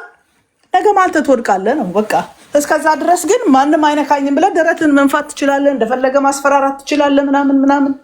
ግን ከህዝብ ትግል የሚያመልጥ ነገር የለም። ለማንም የማይጠቅም ነገር ነው ያልተጠሩበት። እኔ አሁን ግራ የገባኝ ቴዲ እንትናን ነው አላለም። አንዳንዶች መጥተው እኛን ነው ብለው መከራ እያዩ ነው ያሉት። ስለዚህ ቴዲ ያደረገው ነገር ልክ ነው። ባለበት ቦታ ውሰደው ብሎ ነው ያስቀመጠው። የወሰዱ ሰዎች እጃቸውን እያወጡ ነው። ቴዲ እግዚአብሔር ይስጥ፣ ተባረክ፣ የኢትዮጵያውያን ድምፅ ነህ። ከተፎካካሪ ተብሎ ከተቀመጠው ፓርቲ በስነስርዓት ተቃዋሚ የሚለውን ጎራ እንዲለይ ያረክልን ስለሆነ እናመሰግናለሁ ነው የምለው። ቴንኪዩ ቴዲዬ። ቴንኪዩ ቅድስቲና። ጤና ይስጥልኝ። ጤና ይስጥልን ቴዲያችን። ባለቀ ሰዓት ነው የመጣሁት። አመሰግናለሁ። ባን ተደርጎብኝ ያኛው እስኪመለስ ነው። 4 ቀን ነው መሰለኝ የሚቀረው። አዲስ ስለገባ ያው ምንም ማድረግ አይቻልም። 5 ደቂቃ ልስጥና በ5 ደቂቃ በተነሱ ጉዳዮች ላይ ሄድባቸው። እሺ ቴዳችን፣ እንግዲህ ቅድስት ለመንግስት ስልባለሽ ብለን ነበር ምንተቻት። አሁን ደግሞ ወደ ጽንፍ አውጥተዋት እንግዲህ ከኛ ብሳ እንዳትገኝ እየፈራው ነው። ለማንኛውም የመቀራረብ ወሬ ነው። እኔ ብዙም ማተኩረው ኮርነር ይዞ ድንጋይ መወራወሩ ምንም ጥቅም የለውም ብዬ አምናለሁ። ግን እስቲ እንትኑን እሴታችንና አስተሳሰባችንን ነው እንፈትሸው። እስቲ ቴዶ ይሄ የኮሙኒዝም ባንዲራ የቪየትናም ቢጫና ቀዩን የሚይዝ አማራ የለም አይደል? አይተህ ታውቃለህ? የአማራ የተቃውሞ ሰልፍ ላይ ወይ ድጋፍ ላይ ወይ ደብረ ብርሃን ያለው የአፄ ዘርዓ ያዕቆብ ሐውልት ላይ ወይ ጎንደር ያለው የአፄ ቴዎድሮስ ሐውልት ላይ ምናምን ቢጫ ቀይ ምናምን የተደረገ የአማራ ክልል ባንዲራ ሲውለበለብ አይተን አናውቅም። ከእውነታው ጋር ለምን እንጋጫለን ነው። ይህ ሰፊ ህዝብ የሚወደው አረንጓዴ ቢጫ ቀይ ባንዲራውን ነው። አንደኛ ውጭ ጉዳይ ሚኒስቴር ላይ ኮከብ ያለውን አርማ ያለውን ባንዲራ ወርደን እንስቀል ወይ ፍትህ ሚኒስቴር ላይ የፌዴራል ቢሮዎች ላይ አላልንም። እንደው ህገ መንግስታዊ ነው። አርማው በአዋጅ ወጥቷል። ሰንደቅ ዓላማው ደግሞ በህገ መንግስት ተነግሯል። ህገ መንግስታዊ ናችሁ እንዳይሉን እንኳን ማለት 50+1 ካሸነፈ እኮ ብልጽግና ፒኮክ ሊያደርገው ይችላል አርማውን። እንግዲህ የህዝቡ ፍላጎት እሱ ከሆነ ማጆሪቲ ሩል ማይኖሪቲ ራይት ስለሆነ የዲሞክራሲ ጽንሰ ሀሳብ ማለት ነው። አማራው ግን የሚፈልገው ያም ባንዲራ ነው። ማህበረሰባዊ እሴቱን ማንነቱን እኮ ነው ወንጀል እያደረጉ ያሉት እነዚህ ሰዎች። አሁን ያለፈውን ኢትዮጵያ ቀብረናታል በባንዲራ ቀብርሃለሁ ምናምን ሲል የኔም ማንነት ነው። ገዳ ከተከበረ አማራውያን የነገስታት ያለፈውን ስርዓት የሚወድ ከሆነ ዲሞክራቲክ ነው ብሎ የሚያምን ከሆነ ምናምን የራስን ብቻ ዲሞክራቲክ አድርገ ህብረ ብሔራዊነት ገዳም ማክበር ህብረ ብሔራዊነት፣ ንጉሶቹን ማወደስ ግን አሃዳዊነት፣ ጨፍላቂነት። ያንተን ባንዲራ መያዝ ብሔር ብሔረሰቦችን መጨቆን፣ የራስን ባንዲራ መያዝ ግን ብዝሃነትን ማክበር ሊሆን አይችልም ነው። አባጅፋርን አባቢያ አባዲጋ ምናምን ብሎ ዘር ተቆጥሮ ተከብሮ በቲቪ እየቀረበ ጅማ ላይ ሐውልት እየቆመለት የራስ መኮንን ወልደ ጊዮርጊስ ደግሞ ሐውልት ሲፈርስ ስታይ፣ እንደዚህ አይነት ነገሮች ሲሰሩ ስታይ ነው ግራ የሚገባህ ነው። ኩምሳ ሞረዳ ወለጋ ላይ ሐውልት እየቆመለት የአማራው ሲሆን ግን የሚፈርስ ከሆነ ምናምን ምንድነው ጥያቄው? ይብን የነገስታቱ ስርዓት ጋር አይደለም ጥያቄ ማለት ነው። መቼም ጅማን ያስተዳደረው እና አባጅፋር ናቸው። ወለጋን ያስተዳደሩት እነ ኩምሳ ሞረዳ ናቸው። መራቤቴ ላይ ከኦሮሞ አስተዳዳሪዎች ምናምን ነበሩ እነ ደጃች ቱሉ ምናምን የሚባሉ። ኤኒዌይስ የህዝቡ ስነ ልቦና ምንድን ነው? ምን አይነት ባንዲራ ነው የሚፈልገው? እውነታ ጋር መጋፈጥ ነው። ቴዲ የህዝብ ድምፅ ነው። በአንድ ቀን ሪከርድ ሰብሮ 8 ሚሊዮን ህዝብ ምናምን ሲያዳምጠው ስታዩ የህዝቡ ስነ ልቦና ምን እንደሆነ ይገባቸዋል ነው። ግልጽ ነው። 8 ሚሊዮን ቪው ስታይ ምናምን እና በቅኔ በስትክክል የሚገባቸውን ነግሯቸዋል። የህዝብ ድምፅ ነው። አተኩረው ሰምተውት አድምጠውት ኦኬ ምን ቢደረግ ይሻላል ምናምን ነው። ሌላ ዋናው ገና ሲጀምር ልናገር የፈለግኩት የነበረው በአማራ ክልል እየተሰራ ያለውን በደል ሳላነሳ ማለፍ አልችልም። ዛሬም አንድ ፌሚኒስት እህታችን ያቀረበችው ዩርዲ ነበረች። አንድ እህታችን ሻለቃ ያምራል በሚባል ወይም ዋና ኢንስፔክተር ያምራል በሚባል ህዝብ ፊት እያለች እየጮች ከሆቴል ተጎትታ በ5 ልዩ ኃይል ጠባቂዎች ፊት እንትን ብሎ ወስዶ ብሉ ናይል ደፍሮ በጥይት አንጎላን አፍስሶታል። ይሄ አማራ ህዝብ እየደረሰበት ያለ በደል ነው። እንግዲህ እነዚህ ሰዎች ለስሙ አማሮች ናቸው እና ያንተ ቤት ትልቅ ቤት ስለሆነ ስለሚሰሙ ነው። ነገ እናረጋ ከበደ በዚህ ትጠየቁበታላችሁ። ህዝባችን ላይ እንዲያረጋችሁ ያላችሁት እነ ሽመልስ አብዲሳን አይደለም እንጠይቀው፣ እናረጋ ከበደ እነ ተመስገን ጥሩነህ ናችሁ ነው እና አንዳንዴ እየተሰራ ያለ ስርዓት አልበኝነት፣ ህግ አልበኝነት ምናምን የምር እንደሚለው እኮ የምር ቴዲ ህጉን ሳያቅ ያው ቅጠል መጨፍጨፍ ነው ብሎናል። አንድ የሚገርም ስትሪመር ፖሊሶች የሚሰለጥኑት ቡኖ እኮ የምር ሊያስር ይችላል። ህገ መንግስቱ እኔ ህግ ባለሙያ ነኝ። ለምሳሌ ህጉ እንደማይል አውቃለሁ። ውጭ ጉዳይ ላይ ለወርዶ እስካላልኩ ድረስ ዛሬ ተመነሰቼ እኔ አሁን ማንኪያ ነገር ልውል ልበልና ይሄ አንተ ያረከውን ቲሸርት ከለር ነው ባንዲሬ ብል ቢዝ መብቴ ነው። እኔ የኔን ስለንቦና የሚገልጽልኝ ነው ብዬ እስካሰብኩ ድረስ ግን ትክክለኛ መሬት ላይ ያሉ ሰዎች እንደ አያን አይነት ሰው እንደ ቡኖ በደል አይነት ሰዎች ናቸው። ሊገድለኝ ሊያስረኝ ምናምን ይችላል፣ ከምድረገጽ ሊያጠፋኝ ምናምን ይችላል። እየሆነም ያለው ያህ ነው እና ከሰፊው ህዝብ ጋር እሺ ቴዳችን ከፍተኛ ግጭት አለ። በተለይ የህዝብ በቃ ሰቆቃ ላይ ነው። እኔ የብሔር እንትን ውስጥ መደበቁ ምናምን ጥቅም የለውም። ሁሉም ሰቆቃ ላይ በደል ላይ ምናምን ያለ ህዝብ ነው። በተለይ አማራ ክልል ለሚደረገው በደል ተቀዳሚ ተጠያቂዎች ብአዴኖች ናቸው ወይም የአማራ ብልጽግና ነው። እኔ የኦሮሞን ብሔርተኛ ነው ብዬ አላምንም። በኦሮሚያ ክልል ለሚደረጉ እንትኖች አንዳንድ ጽንፈኞች የእነሱ ጽንፈኞች ሊወስዱት ይችላሉ። ዛሬ ግን ባህር ዳር ላይ ደብረ ብርሃን ላይ አማራ ክልል ለሚሰራው ወንጀል በሙሉ ተጠያቂ የአማራው ብልጽግና ነው እና ህዝቡ ከፍተኛ ሰቆቃ ላይ ነው። ይሄ ስርዓት አልበኝነትና ህገ ቢስነት መንግስት የሽፍታ ባህሪን ይዟል። መንግስት አባት ነው ታውቃለህ ቴዲ፣ ቂም አይዝም፣ አባት ነው፣ አስተዳዳሪ ነው አይደል? የህዝብ አስተዳዳሪ ነው እና መንግስት ሽፍታ ሆኗል። ዱርዬ ይሆናል፣ ንብረት ይቀማል፣ ይደፍራል፣ ይገድላል እና እንደዚህ አይነት እንትኖች ስትሰሙ በጣም ሾክድ ነው የሚሆነው። ቴዲ የህዝብ ድምፅ ነው የሆነው። ሰቆቃ ላይ ነው ያለ ነው። የአዲስ አበባንም ጉዳይ እንዴት እጁን አቅፎ ቦምብ ተወርሮበት ምናምን የተቀበለውን ህዝብ ወጥቶ ዳር እንዳደረገው ምናምን ተናግሯል እና ብለው ቢያደምጡት መልካም ነው ብዬ አምናለሁ። ብለው ቢያደምጡት መልካም ነው ብዬ አምናለሁ። እንደዛ ነው እይቴ። ቴንክ ዩ ጃችን፣ ቴንክ ዩ ሴቫችን። ነገ እንገናኛለን።